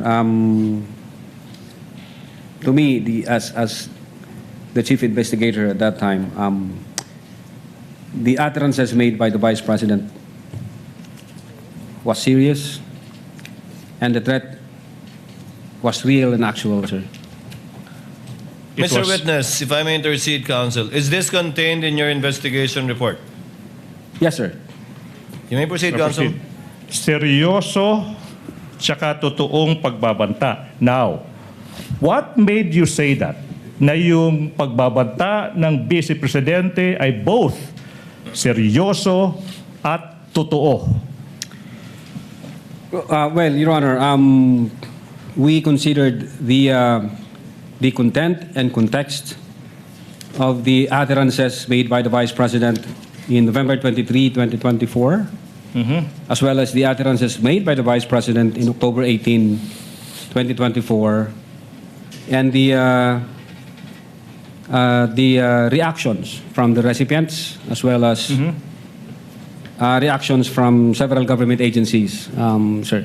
Content and context. Now, exactly, yung tanong is, exactly, how did you analyze the content and the context of the entire press conference? We considered several factors, Your Honor, in the analysis of that content and context. Several factors. To be exact, kung alam mo, ilang factors kinonsider nyo? At least four. At least four. Your Honor, Number one, the delivery or manner in which the utterances were spoken. That's one. Number two, the literal meaning of the statement, Your Honor. Number three, the nature of the instruction. And number four, the relationship between the parties, sir. So 4 factors. Now, Attorney Lotok, let's go to the first factor, no? Let's go to the first factor. The delivery of the manner in which the threats were spoken.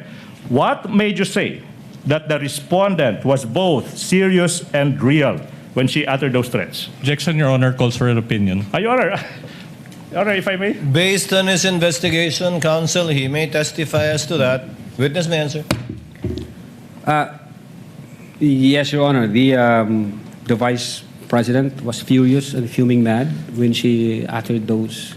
Could you repeat it? Furious and? And fuming mad, sir. Fuming mad. Furious and fuming mad. Now, what made you say na yung Vice Presidente was both furious,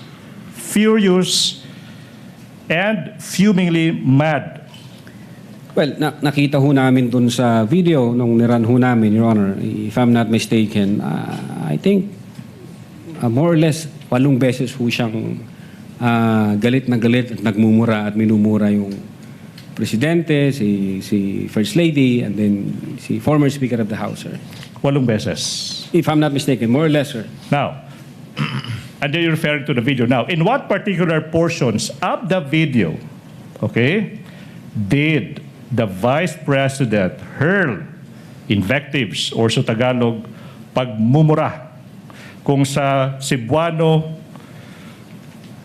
pamalikas, kung hawaray-waray, buyayaw. Mga ilang beses? 8? In what particular portions? Your Honor, if I may refer to my notes. You may do so. Thank you, Your Honor.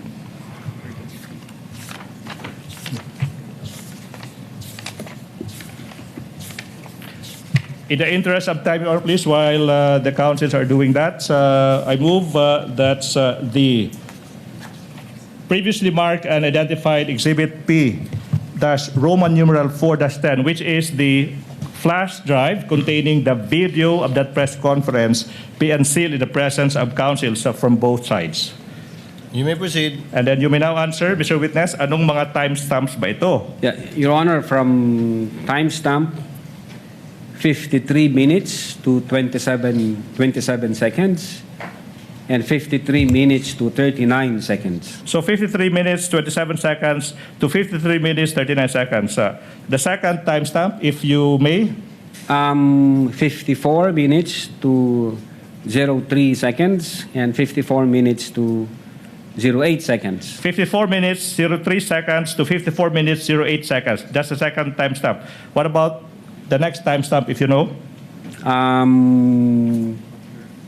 55 minutes to 42 seconds, and 56 minutes to 07 seconds. 55 minutes, 42 seconds to 56 minutes, 06 seconds. What about the fourth timestamp, if you know? 58 minutes to 38 seconds, up to 58 minutes to 47 seconds. 58 minutes, 38 seconds to 58 minutes to 47 seconds. What about the fifth timestamp, if you know? 1 hour, 02 minutes and 25 seconds. 1 hour, 02 minutes and 32 seconds, sir. 1 hour, 02 minutes to 25 seconds to 1 hour, 02 minutes, 32 seconds. What about the next, the sixth timestamp, if you know? 1 hour, 5 minutes and 31 seconds. 1 hour, 05 minutes, 08 seconds to 1 hour, 05 minutes, 31 seconds. What about the last timestamp, Mr. Witness? 1 hour, 08 minutes and 43 seconds. And then 1 hour, 08 minutes and 54 seconds, Your Honor. 1 hour, 08 minutes, 43 seconds to 1 hour, 08 minutes, 54 seconds. Your Honor, we move that those 7 timestamps identified by the witness be shown in sequence, Your Honor, please. So ordered. Counsel for the prosecutors will kindly give the flash drive to be unsealed by the witness. as witnessed by counsel for the respondents. Thereafter, for counsel of the parties to kindly accompany each other to the tech booth so that the USB may be played with respect to the specified timestamps of the witness.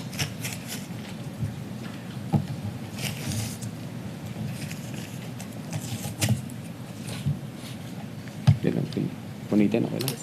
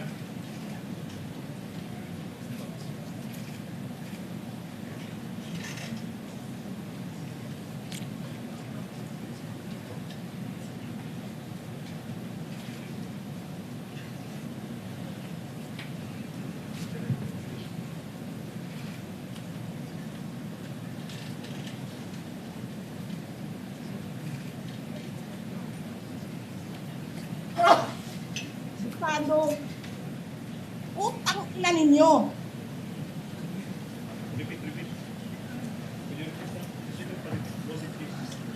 Sino ang corrupt? Yung mga congressman na yan na na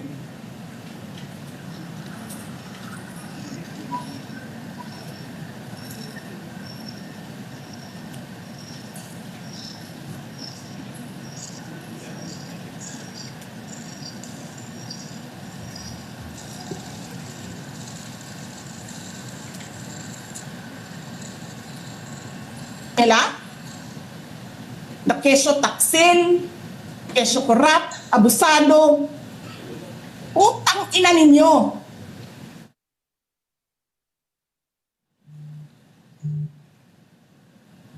Sino ang korap?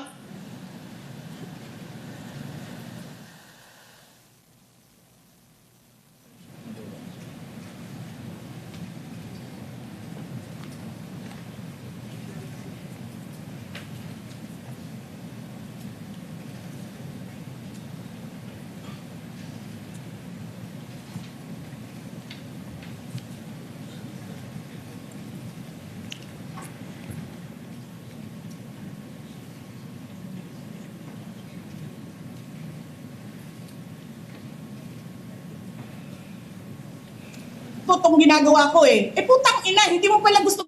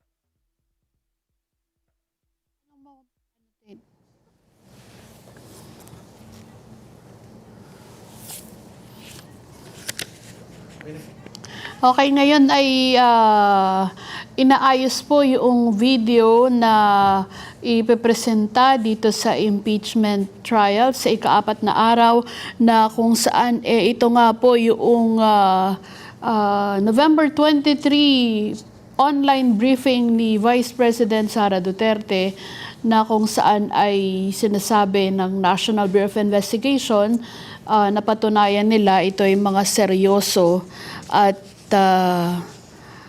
steaming mad na banta sa buhay ng Presidente, ng First Lady at ni Speaker Martin Romualdez. At sa ngayon nga po ay nagpapatuloy yung day 4 ng trial at ang nakaupo po ngayon sa witness stand ay ang dating hepe ng NBI Cybercrime Division Chief na si Attorney Jeremy Lotok. Sa ngayon po siya ang Regional Director ng NBI BARM o yung Bangsamoro Autonomous Region in Muslim Mindanao. Sa kaniyang naunang testimonya kanina, sinabi ni Attorney Lotok na siya ang nag-atas kay NBI Senior Agent Mark Kalilong para magsagawa ng analysis at ng verification doon sa video. So, balikan natin kung ongoing na. Okay, hindi pa. So, sa ngayon nga, sa kanya nga pong testimonya kanina, sinabi nitong si Attorney Lotok na may 4 na stages na pinagdaanan yung kanilang investigation. Una, yung identification and preservation of digital evidence. Yun nga po, yung online briefing na yan noong November 23 ni Vice President Sara Duterte at yung hash value nitong briefing na ito. Nagkaroon din ng analysis and attribution phase at ang huli nga po yung legal evaluation. Sa kanilang naging rekomendasyon, sinabi nila na merong seryosong banta at kakayahan ang Vice Presidente para isakatuparan yung kaniyang mga naging pahayag. Bukod po doon ay nagsagawa din ng open source investigation ng NBI o kinuha nila, hinango yung mga nakaraang mga pahayag ng Vice Presidente at isa nga po doon sa natukoy ay yung October 2024 press briefing ng Vice Presidente kung saan ay binanggit niya na gusto niyang tanggalin ang ulo ng Pangulo at sinabi din ng Vice Presidente na na-realize niya na toxic na yung relationship sa pagitan nilang dalawa at binanggit din na ni-imagine niya na putulin o pugutin ang ulo ng presidente. So, yun yung ilan doon sa mga naging konsiderasyon ng National Bureau of Investigation doon po sa kanilang isinagawang investigasyon at rekomendasyon sa Department of Justice para ipursige nga po ang reklamo. Sinabi din ni Attorney Lotok na sinabi na din nilang Vice Presidente para imbestigahan yung banta naman sa kanya pero hindi siya nag-appear sa NBI. Balikan na po natin ang Senado. Counsel, to clarify, Yeah, Papa. that the Vice President hurled invectives, period, not necessarily against the 3 officials mentioned. Most of them were against the 3 officials, Your Honor, please. I only counted or heard 1 or 2. Out of the 7, I heard Representative Chua, but he's not one of the subject matters of this case. But just for the record, does the witness confirm that? Out of the 7 timestamps, there are approximately 2 or 3 that mentioned either all 3 or 1 of the top officials. Would that be correct, Mr. Witness? I think more than that, sir, if you can see the Make your voice context. louder. If I'm not mistaken, I think 5 times referring to either Martin Romualdez or Liza Marcos or the president. The rest were either congressmen or a particular congressman. If I'm not mistaken, sir, yeah. Counsel, you may proceed. Now, Mr. Witness, etong mga 7 timestamps kung saan nagmumura yung Vice Presidente, why is this a factor in classifying her threats as serious and real? Yes, Your Honor, it's very much factor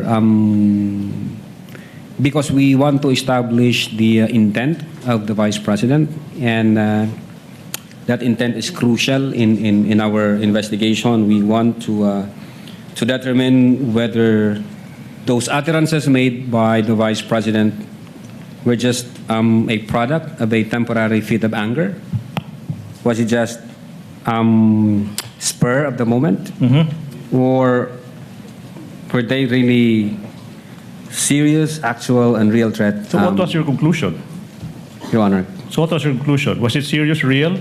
Yeah, Your Honor. Okay. Serious and real. Let's go to factor number 2. So 2 out of 4 factors. Now, sinabi mo yung literal meaning ng mga utterances ng Vice President. Yung literal meaning, why is this a factor in your conclusion na seryoso at totoo yung pagbabanta ng Vice Presidente? Yes, Your Honor. Klaro po dun sa utterances ng Vice Presidente.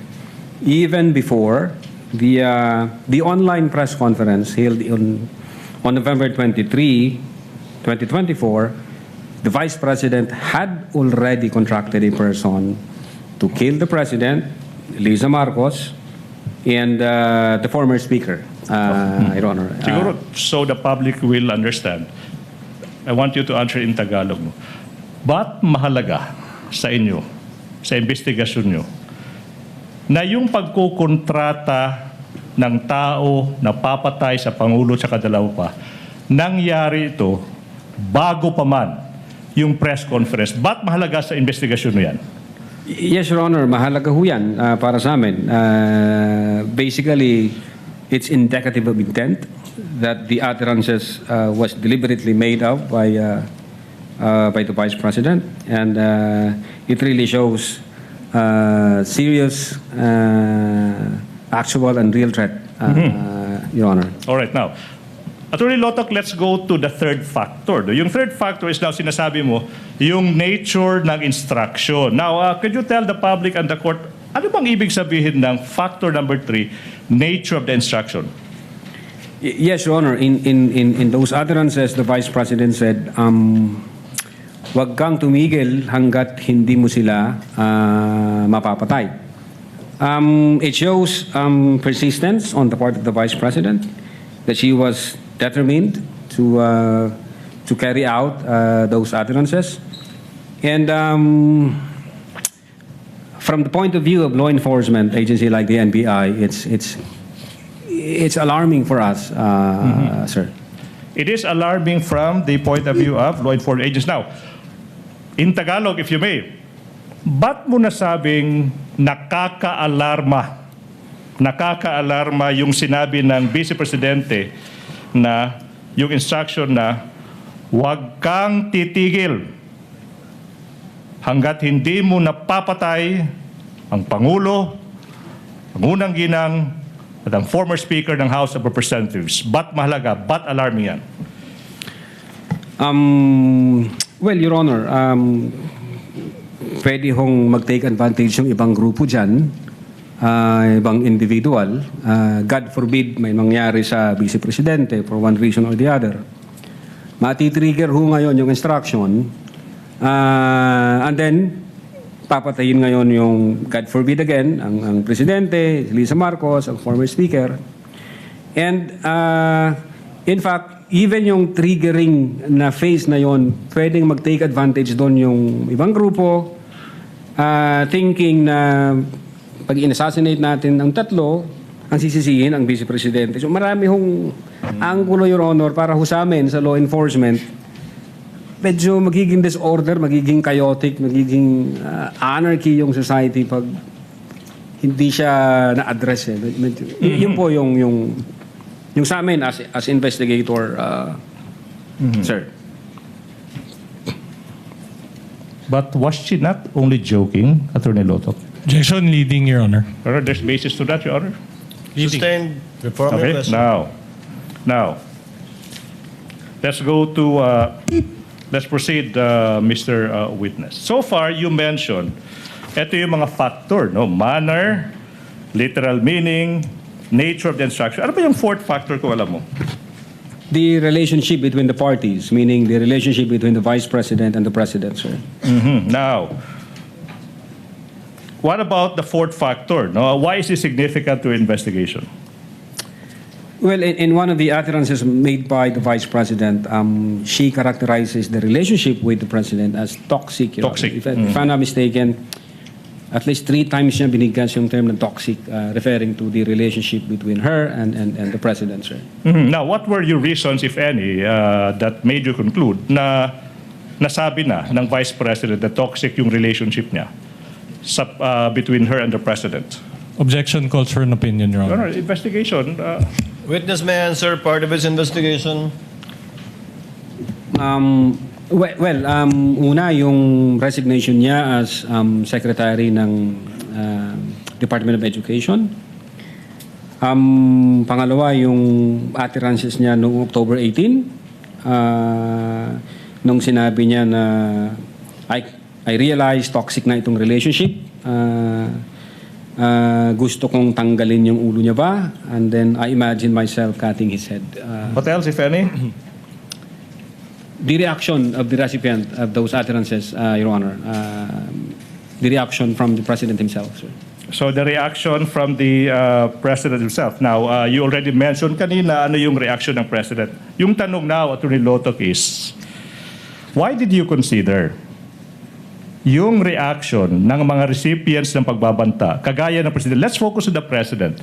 Ba't nyo kinonsider yung reaction nila? Well, we want to establish whether the recipient of those utterances felt intimidated by those statements, or did they took it serious and actual threat. Material ho sa amin yun, Your Honor, if only to establish the mens rea of mens rea Yes, ng sir. krimen. Now, let's focus on the President. Now, let's focus on the President. Ito yung premise now. Based on your investigation, no, what was your impression of the President based on his reaction? Was he intimidated? Well, yung opening statement ng Presidente, ang sabi niya, nakakabahala ang mga narinig natin itong mga nakarang araw. Ito'y isang kriminal na pagtatangka. Papalagan ko to. Yes, Your Honor. The President took the threat by the Vice President as serious and real. Now, Mr. Witness, aside from yung reaction ng mga recipients, we focus on the President. Ano pa yung ibang mga factors na kinonsider nyo kung meron pa man?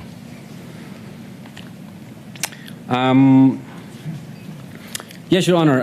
We find it, this is from the point of view of the investigator, we find it disturbing when we try to compare the utterances made in October 18 and the utterances made in November 23. And may nakita ho kami doon, at least 3 o 4 na medyo, sabi ko nga, disturbing from the point of view namin. Disturbing. 3 or 4 na disturbing na utterances, Your Honor. Utterances. Now, let's go to that. So you said you compared the utterances in October 18 tsaka November 23. Sabi mo, you found at least 3 or 4 disturbing statements. Tama ba? Now, ano ba yung 3 statements na ito? Your Honor, we are trying to establish the patterns and the consistencies of those utterances. For instance, nung October 18, ang sabi niya is, walang number 1 ang Pilipinas na to. Para sa akin, number 2 lamang ito. Walang number 1. And then we compared it in November 23, ang sabi niya, ni-reiterate niya, I do not recognize anybody above me. That's number 1, Your Honor. The number 2, ang sabi niya nung October 18, hindi marunong maging presidente yung nakaupo, kasalanan ko ba yun? And then we compared it in November 23, ang sabi niya doon, this country will go to hell because that person who's sitting, sabi niya, doesn't know how to be a president and who is a liar. All right. The number 3, ang sabi niya sa October 18, meron akong 5 impeachable offense na alam kay BBM pero papasabad dyan sa House. Siyempre hindi. Then kinumpare namin yung November 23. Ang sabi niya doon is he was lying through his teeth para makuha lang yung boto ng mga tao. And then nagmura na siya, PI ka, BBM, Lisa Marcos, and Martin Romualdez, Your Honor. What do you mean by PI? Putang ina, sir. Okay. You said that you found these three comparisons disturbing. Now, these three, ano yung significance ng three comparisons nito sa investigasyon nyo? Kung meron man. Yes, Your Honor. Based on these patterns and consistencies in the utterances made by the Vice President, it appears that these statements have tendency to stir up the people against the government, have tendency to disturb the peace of the community, have tendency to undermine the peace and order, the public peace and order, sir. Now, Mr. Witness, given all these findings, sinabi mo, seryoso, tsaka totoo, yung mga pagbabanta ng Vice Presidente, anong ginawa ng division mo, kung meron man, in relation to the investigation? We executed, Your Honor, affidavit of investigation, and we recommended criminal charges. 3 counts for grave threats, and 1 count for inciting to sedition, sir. Your Honor, now, na-mention mo yung affidavit of investigation. For clarity, anong date ng affidavit of investigation na nasabi mo? February 10, 2024. February 10. 2025, sir. February 10. Kung yung affidavit of investigation and the annexes ipapakita sa iyo, ma-identify mo ba yung affidavit na ito? Yes, sir. I'm showing you now a copy of the affidavit of investigation. May petsang February 10, 2025. That is previously marked for the prosecution as Exhibit P Roman numeral 4-3. You peruse the documents and access. I move that the defense be allowed to peruse the same. And the question is, what do these documents have? What relation, if any, do these documents have with the documents you mentioned?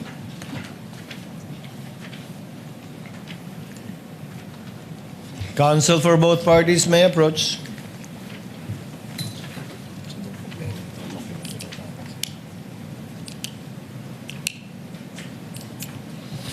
Manifestation, Your Honor. Counsel for the respondent may proceed. Your Honor, we just like to manifest, Your Honor, that the marked document, permanently marked by the prosecution, does not contain any annexes, and the other set of documents that he is comparing it to has annexes, Your Honor. I can reply to that, Your Honor, please. If I Counsel may, for the prosecution will please reply. Number one, the affidavit of investigation, the annexes thereto, ay makikita yung mga annexes, most of them, as separate documents that have been pre-marked. Ulitin ko, yung mga hinahanap ng depensa ng mga annexes sa affidavit of investigation, nasa record ng Senado yan because na-marka separately, because they have been identified separately also by the previous witness. I hope that satisfies. Counsel, what does counsel for the respondent say? Your Honor, is that an admission that the affidavit of investigation was stripped of its annexes? No. Your Honor, if I may, ang klaro namang sinabi ko. Can I reply to that, Your Honor, please? Chair would like to clarify the matter instead. Are all the annexes listed and identified in the footnotes of the affidavit of investigation marked or pre-marked by the prosecution? I can answer that. Most of them, Your Honor, please, and I can identify ano yung mga hindi na marked tsaka yung reason. So most, not all? Yes, Your Honor, please. And for the record, that the affidavit of investigation that the witness is identifying and that you have marked does not contain any of the annexes mentioned in the affidavit of investigation, without prejudice, of course, to the annexes that you already marked. Yes, Your Honor. And identified by either this or other witnesses. Yes, Your Honor. Not attached specifically to the affidavit, but found in the same record of the Not court. attached to the document that the witness is identifying right now. Yes, Your Honor. Does that satisfy the counsel for the Your Honor, we're respondent? not objecting as to how they marked it. We're just manifesting it for the That record. it's not there. Yes. Yes, So sir. noted. Witness you. may answer. Yeah, this is the same document that I... Okay. Yeah, you have. Your Honor, this is the same document that I mentioned. Okay. May proceed, Your Honor, please. You may proceed. Now, Attorney Lotok, sorry.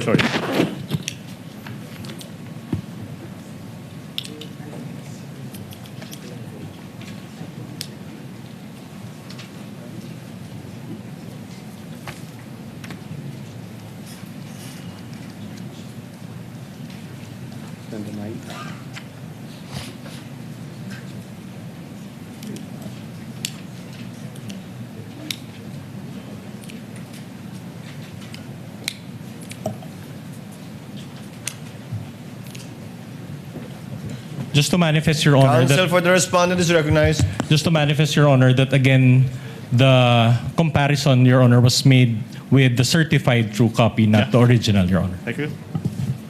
So noted.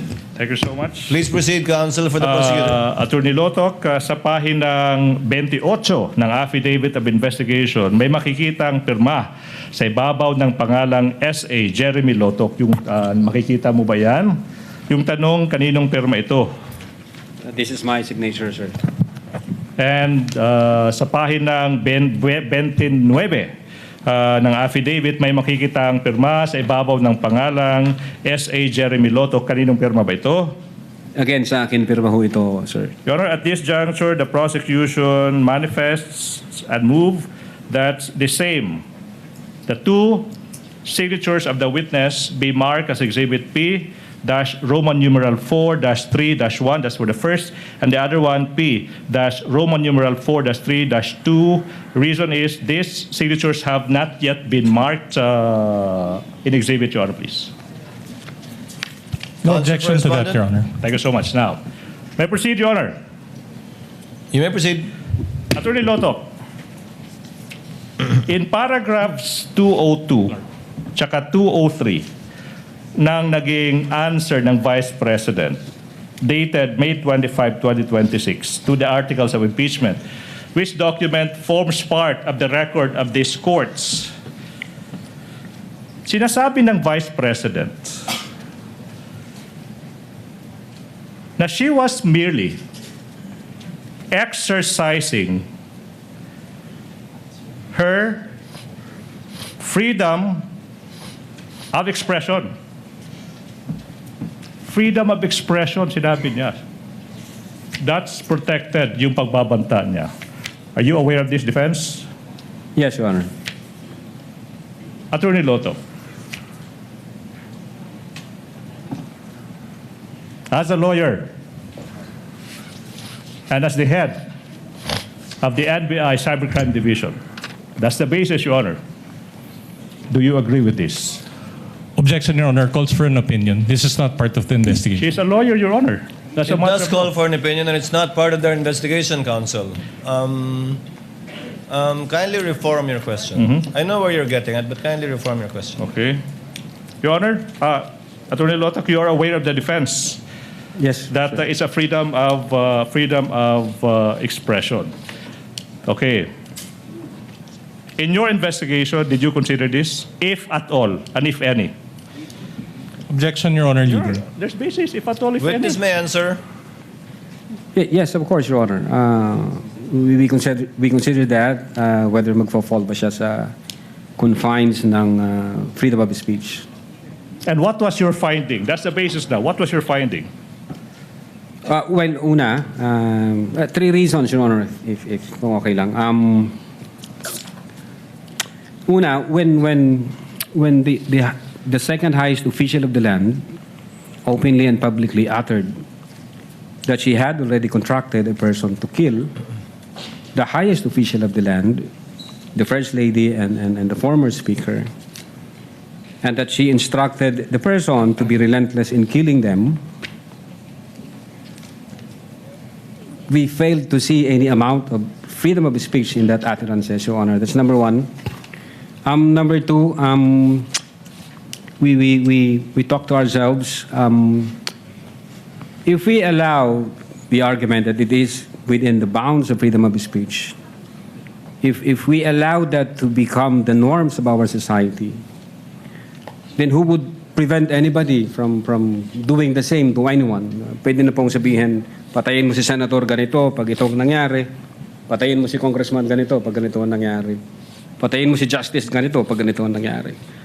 So imagine, Your Honor, the anarchy, the disorder, and the chaos it would bring to our country. And number three, Your Honor, as a lawyer and being in the law enforcement, freedom of speech protects lawful expression, but it does not protect utterances that satisfies the elements of a criminal offense, like this one, Your Honor. Satisfies the elements of a criminal offense like this one. Ito yung tanong daw. Attorney Lotok, based on your finding, based on your affidavit of investigation, did the Vice President commit a crime? Based on our Objection, Your Honor, leading and calls for conclusion of law. Based on his investigation, let the witness answer. Sustained, but the presiding officer will ask the question to the witness. Based on your investigation, Attorney Lotok, Yes, sir. was there Yes, Your Honor. enough basis to file a criminal complaint, as you did, for the crimes you charged the Vice President with? Prima facie evidence only, huh? Not as to whether or not she indeed committed it or not, because only a court of justice can determine that. Yes, Your Honor. Based on our findings, we believe that the Vice President committed the crime of grave threats and inciting to sedition. Only insofar as satisfying the requirement of prima facie evidence sufficient to file a case. Prima facie evidence with reasonable certainty of conviction. Yes, that would be a more complete description of what you have to comply with before you can file a case. Yes, Your Honor. Yes po. Counsel may proceed. Thank you so much. Let's continue.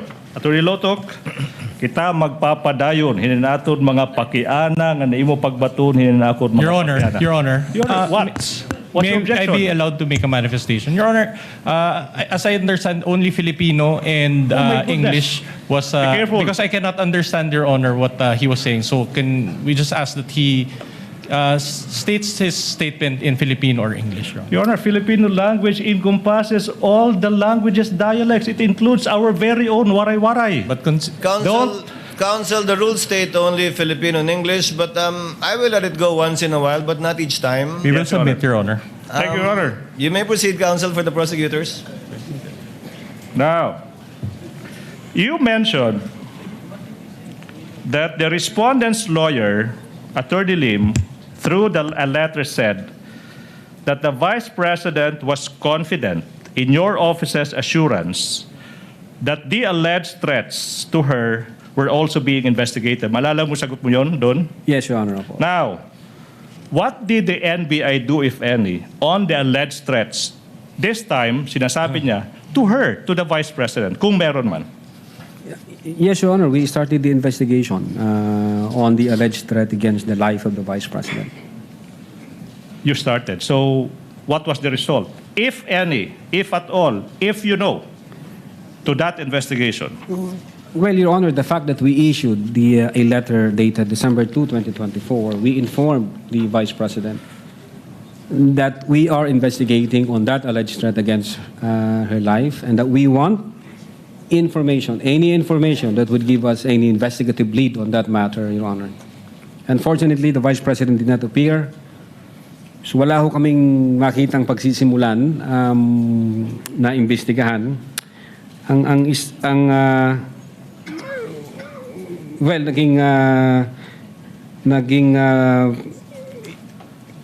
may nakita kami sa I think 75 PNP personnel insofar as the security of the Vice President is concerned. Per record sa news na inalis sa BPSPG and then inilipat sa Manila. Okay. And I think the reason being is that may issue ng peace and security, kung di ako nagkakamali. Yun po yung Nakita medyo nakikita naming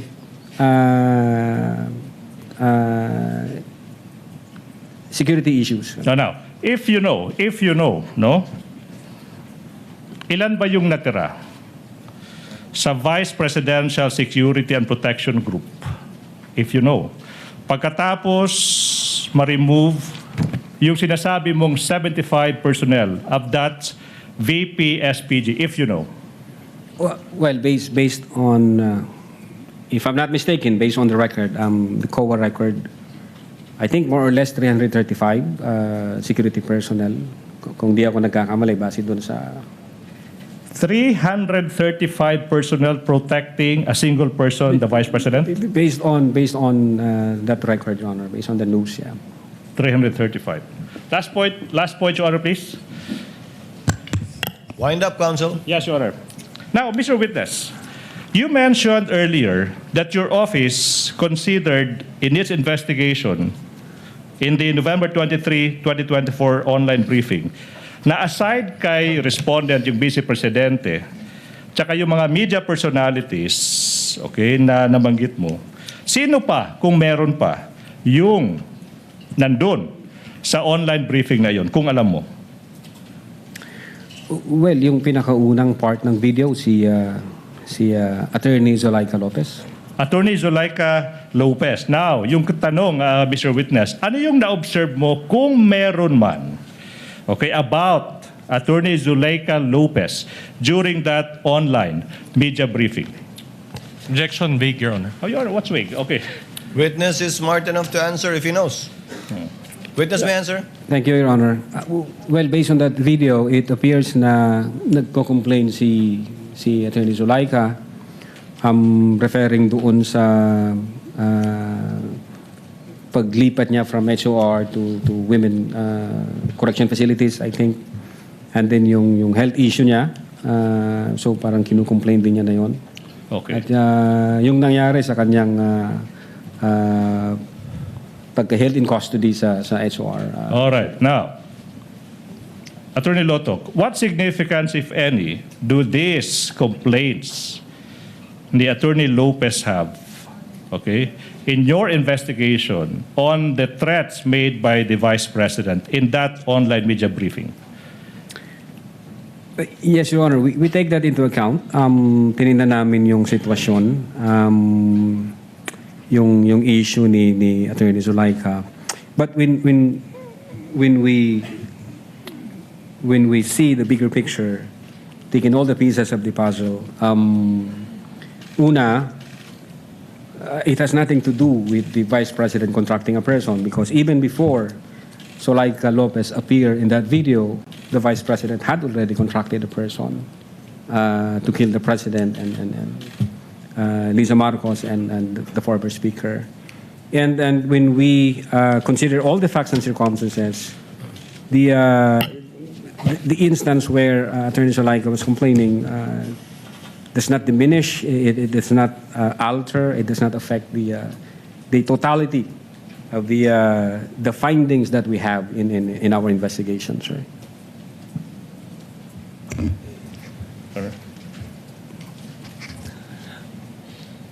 Senator Judge, is counsel for the prosecutors done? Attorney Ligutan, are you done? Yes, Your Honor. You're done?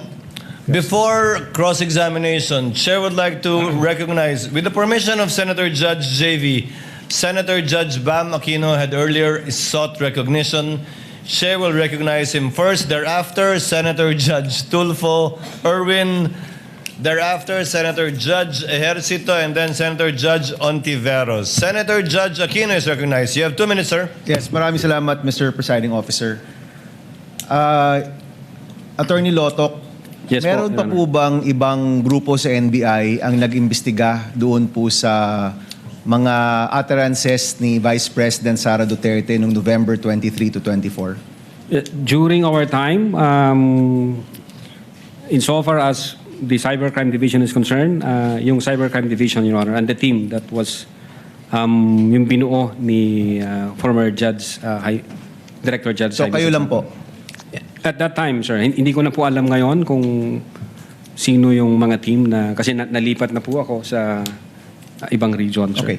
Yung tanong ko po kasi ay nakatukoy dun sa taong nakausap o sinasabing na kontrata ni Vice President Sara Duterte para patayin yung Presidente, First Lady at former Speaker.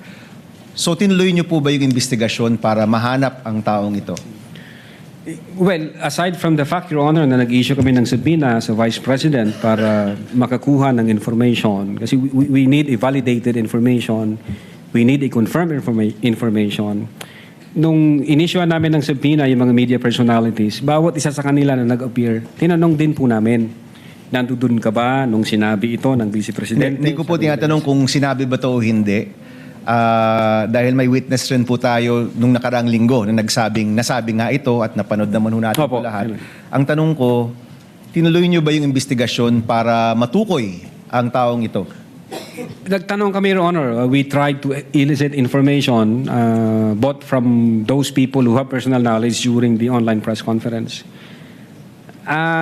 Unfortunately, wala ko kaming ma-establish na validated information na confirm. So, in fact, hanggang ngayon, nag-aantay po kami. Hindi ho katulad dito sa nangyari, may apparent commission of the crime dahil nandiyan yung video eh.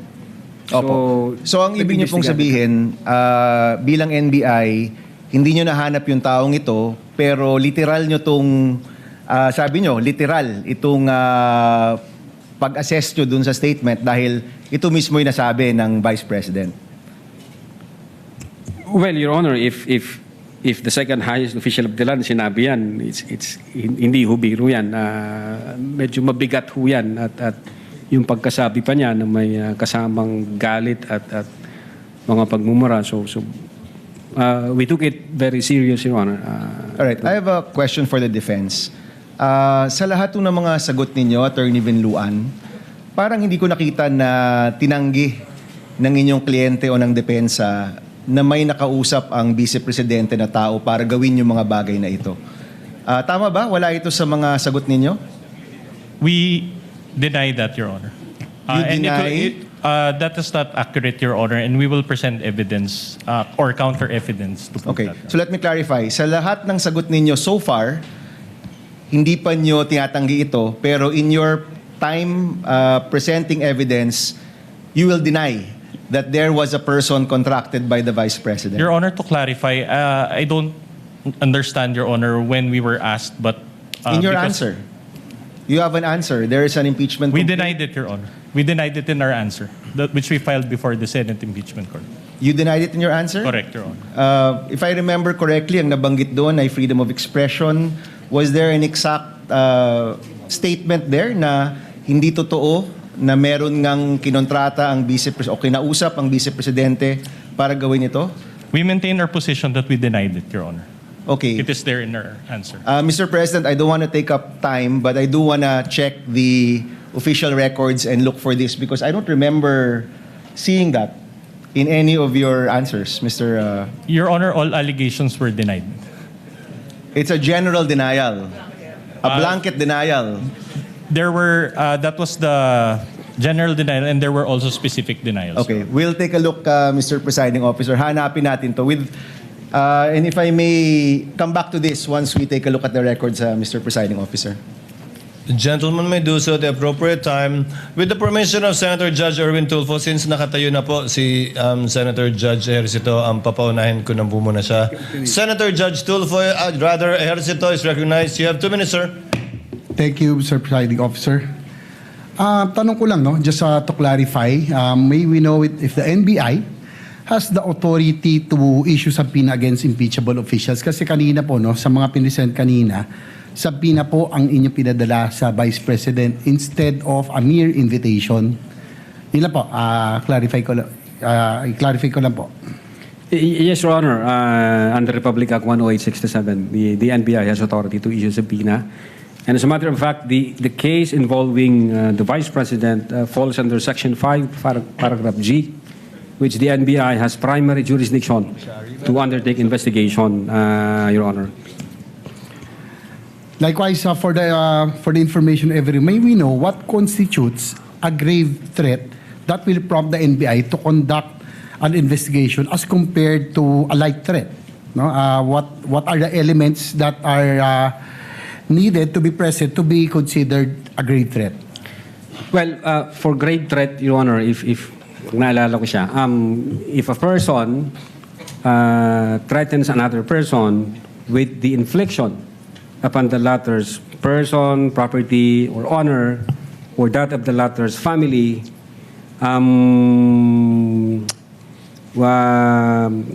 with a wrong or with any wrong amounting to a crime,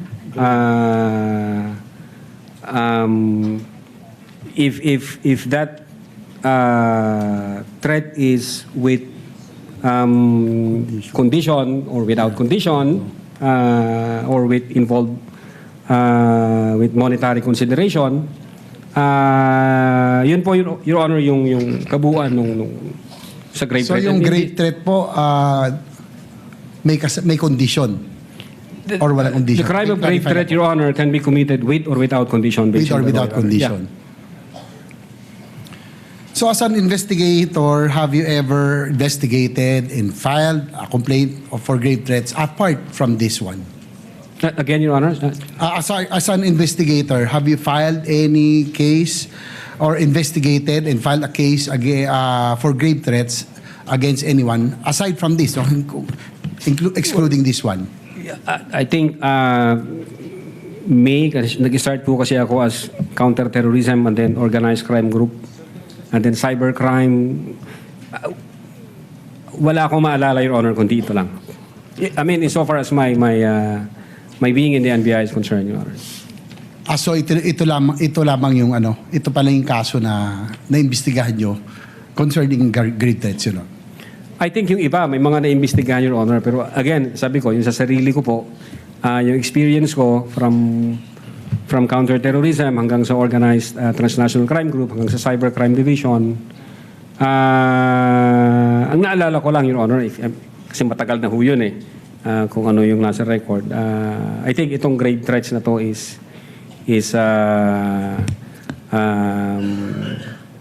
pag hindi first time, doon ko lang na-experience.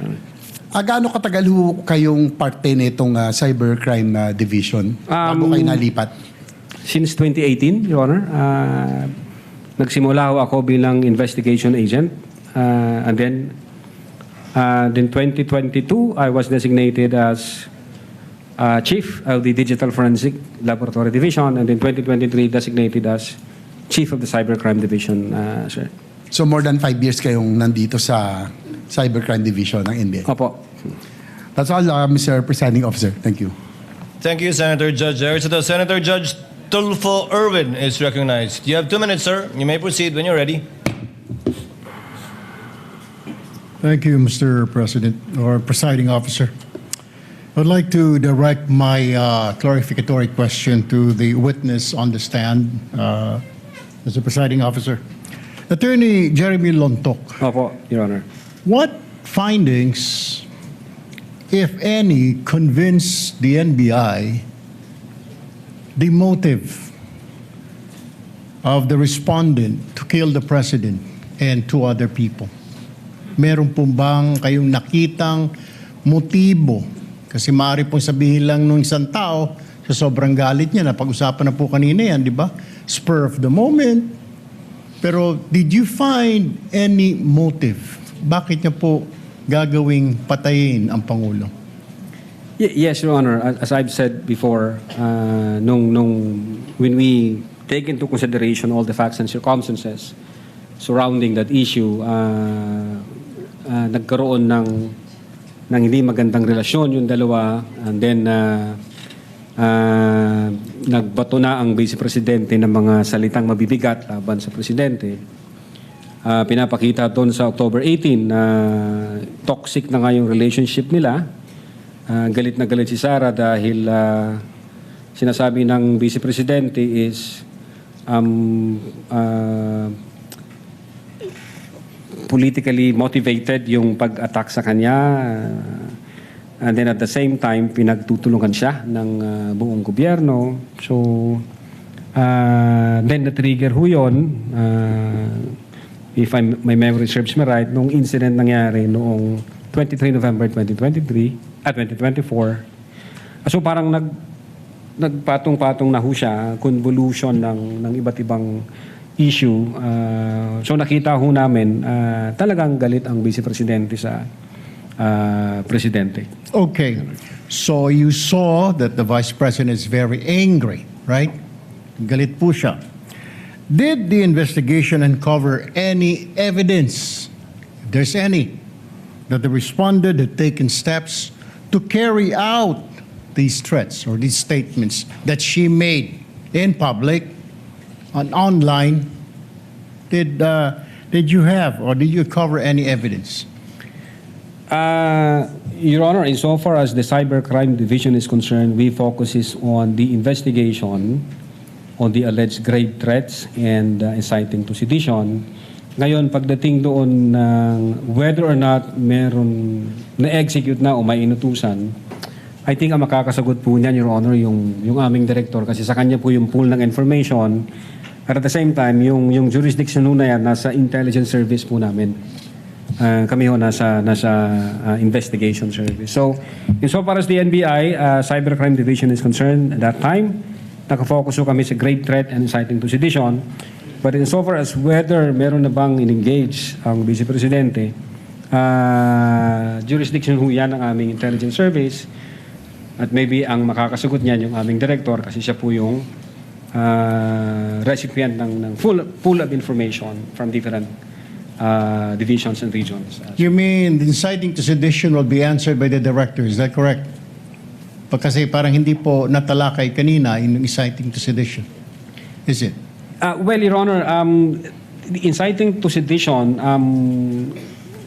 in our investigation, we were able to establish that those utterances from 18 October 2024, November 23, 2024, and other facts and circumstances, even the November 26, 2024, we believed that those utterances have tendency, Your Honor, to stir up the people, to go against the government, have tendency to disturb the public peace of the community, the peace of the community, and have tendency to undermine public safety and public order. And I think that's elements of the inciting to sedition, Your Honor.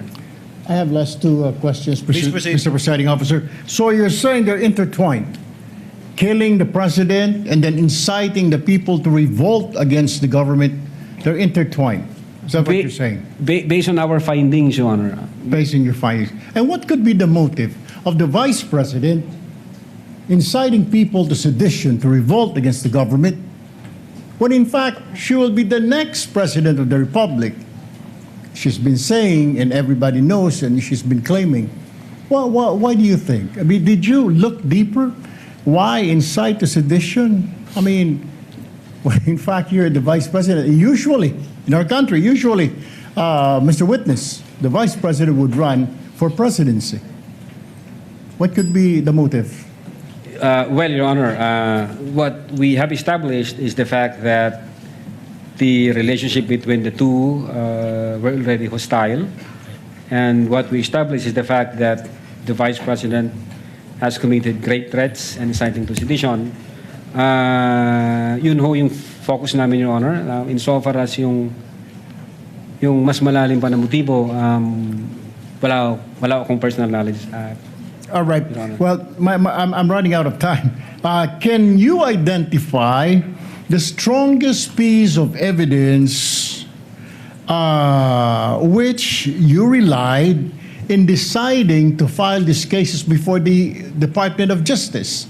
And what is the status of this case, Mr. Witness? Well, Your Honor, the pieces of evidence that we attached or we incorporated in our investigation is sufficient and has satisfied the requirements of the quantum of evidence required, which is prima facie evidence with reasonable certainty of conviction. And the fact, Your Honor, that the Department of Justice has issued certification stating that your referral, your transmittal has complied all the elements of the crime charge and therefore good for preliminary investigation. What is the status of the case, Mr. Witness? It's ongoing, Your Honor, if kung tama ang naalala ko. It's ongoing, Your Honor. One very, very quick question, Mr. Kindly Presiding wind Officer. up, Senator Judge. Do you think at this point you have an airtight case against the respondent? I believe so, yes, Your Honor. Otherwise, the Department of Justice would not issue a certification stating to the effect na kumpleto ang elements namin, na nakuha namin yung requirement, at ready na siya for preliminary investigation. Thank you, Mr. Witness. Thank you, Mr. Presiding Officer. Thank you, Senator Judge Tulfo. Senator Judge Ontiveros, Senator Judge Villanueva, and thereafter we pause for a 10-minute break.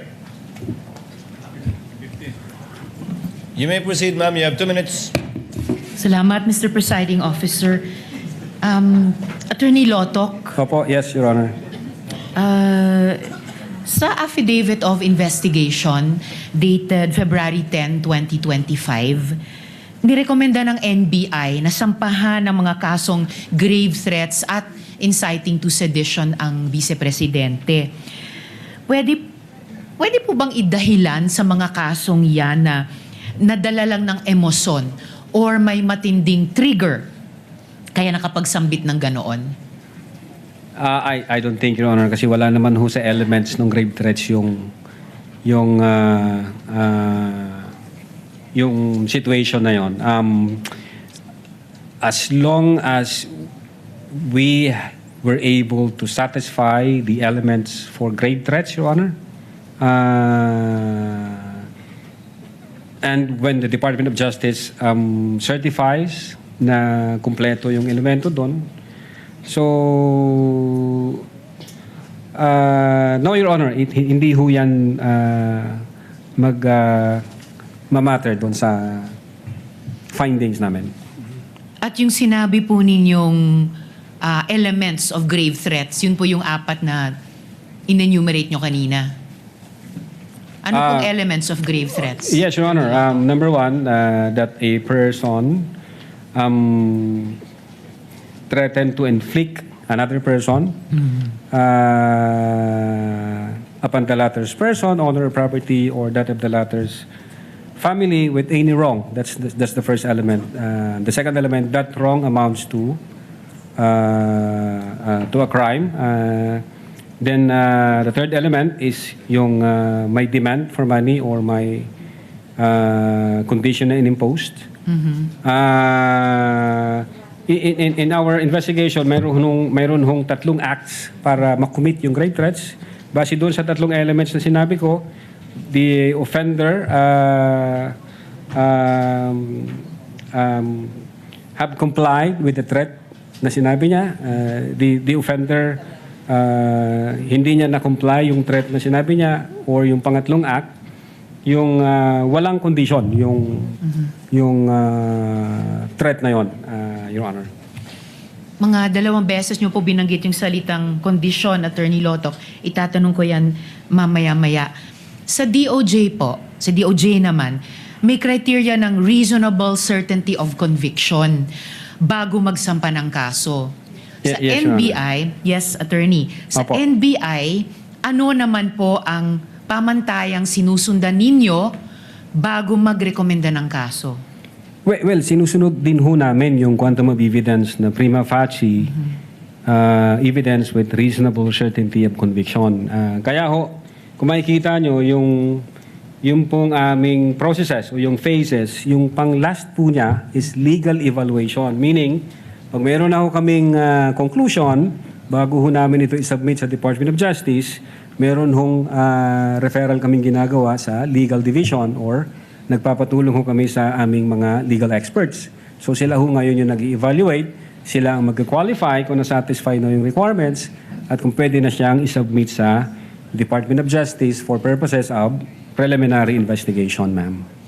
Alright, salamat, Attorney. So kahit papaano, ina-approximate nyo yung criteria na sinusundan ng DOJ, kahit bilang NBI? Yes, Your Honor, and that is on the basis of our cherished principle, the two-pillar rule in investigation. thoroughness and legality, Your Honor. Alright, salamat po. Eto, in principle, kailangan po ba ng patunay na may kinontratang assassin para maituring na grave threats ang mga sinabi? Well, Your Honor, in so far as the crime of grave threat is concerned, hindi po yun kailangan. Alright. Speaking of condition, kanina na binanggit nyo 2 beses, posible po ba ang grave threats kahit may kondisyon ang banta? Ibig sabihin yung kapag ito nangyari sa akin, ito ay mga gawin mo. Kahit may kondisyon yung banta, posible po ba ang grave threats? Very much possible, Your Honor. As I have said, grave threats can be committed with or without condition.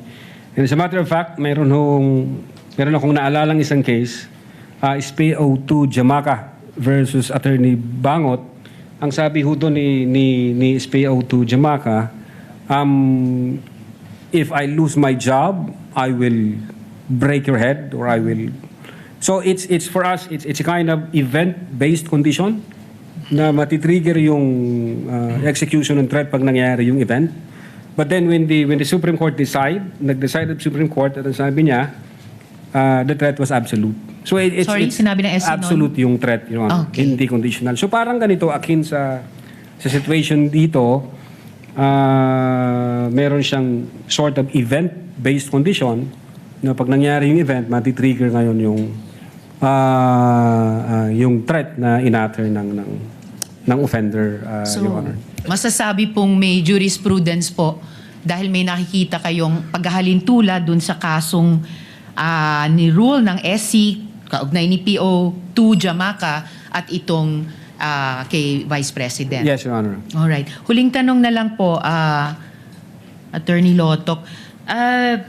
Bilang abogado po, as a general rule, kailan po masasabing lampas sa free speech ang pananalita at nagiging grave threats o inciting to sedition na? Well, we consider the two tests. Number one, yung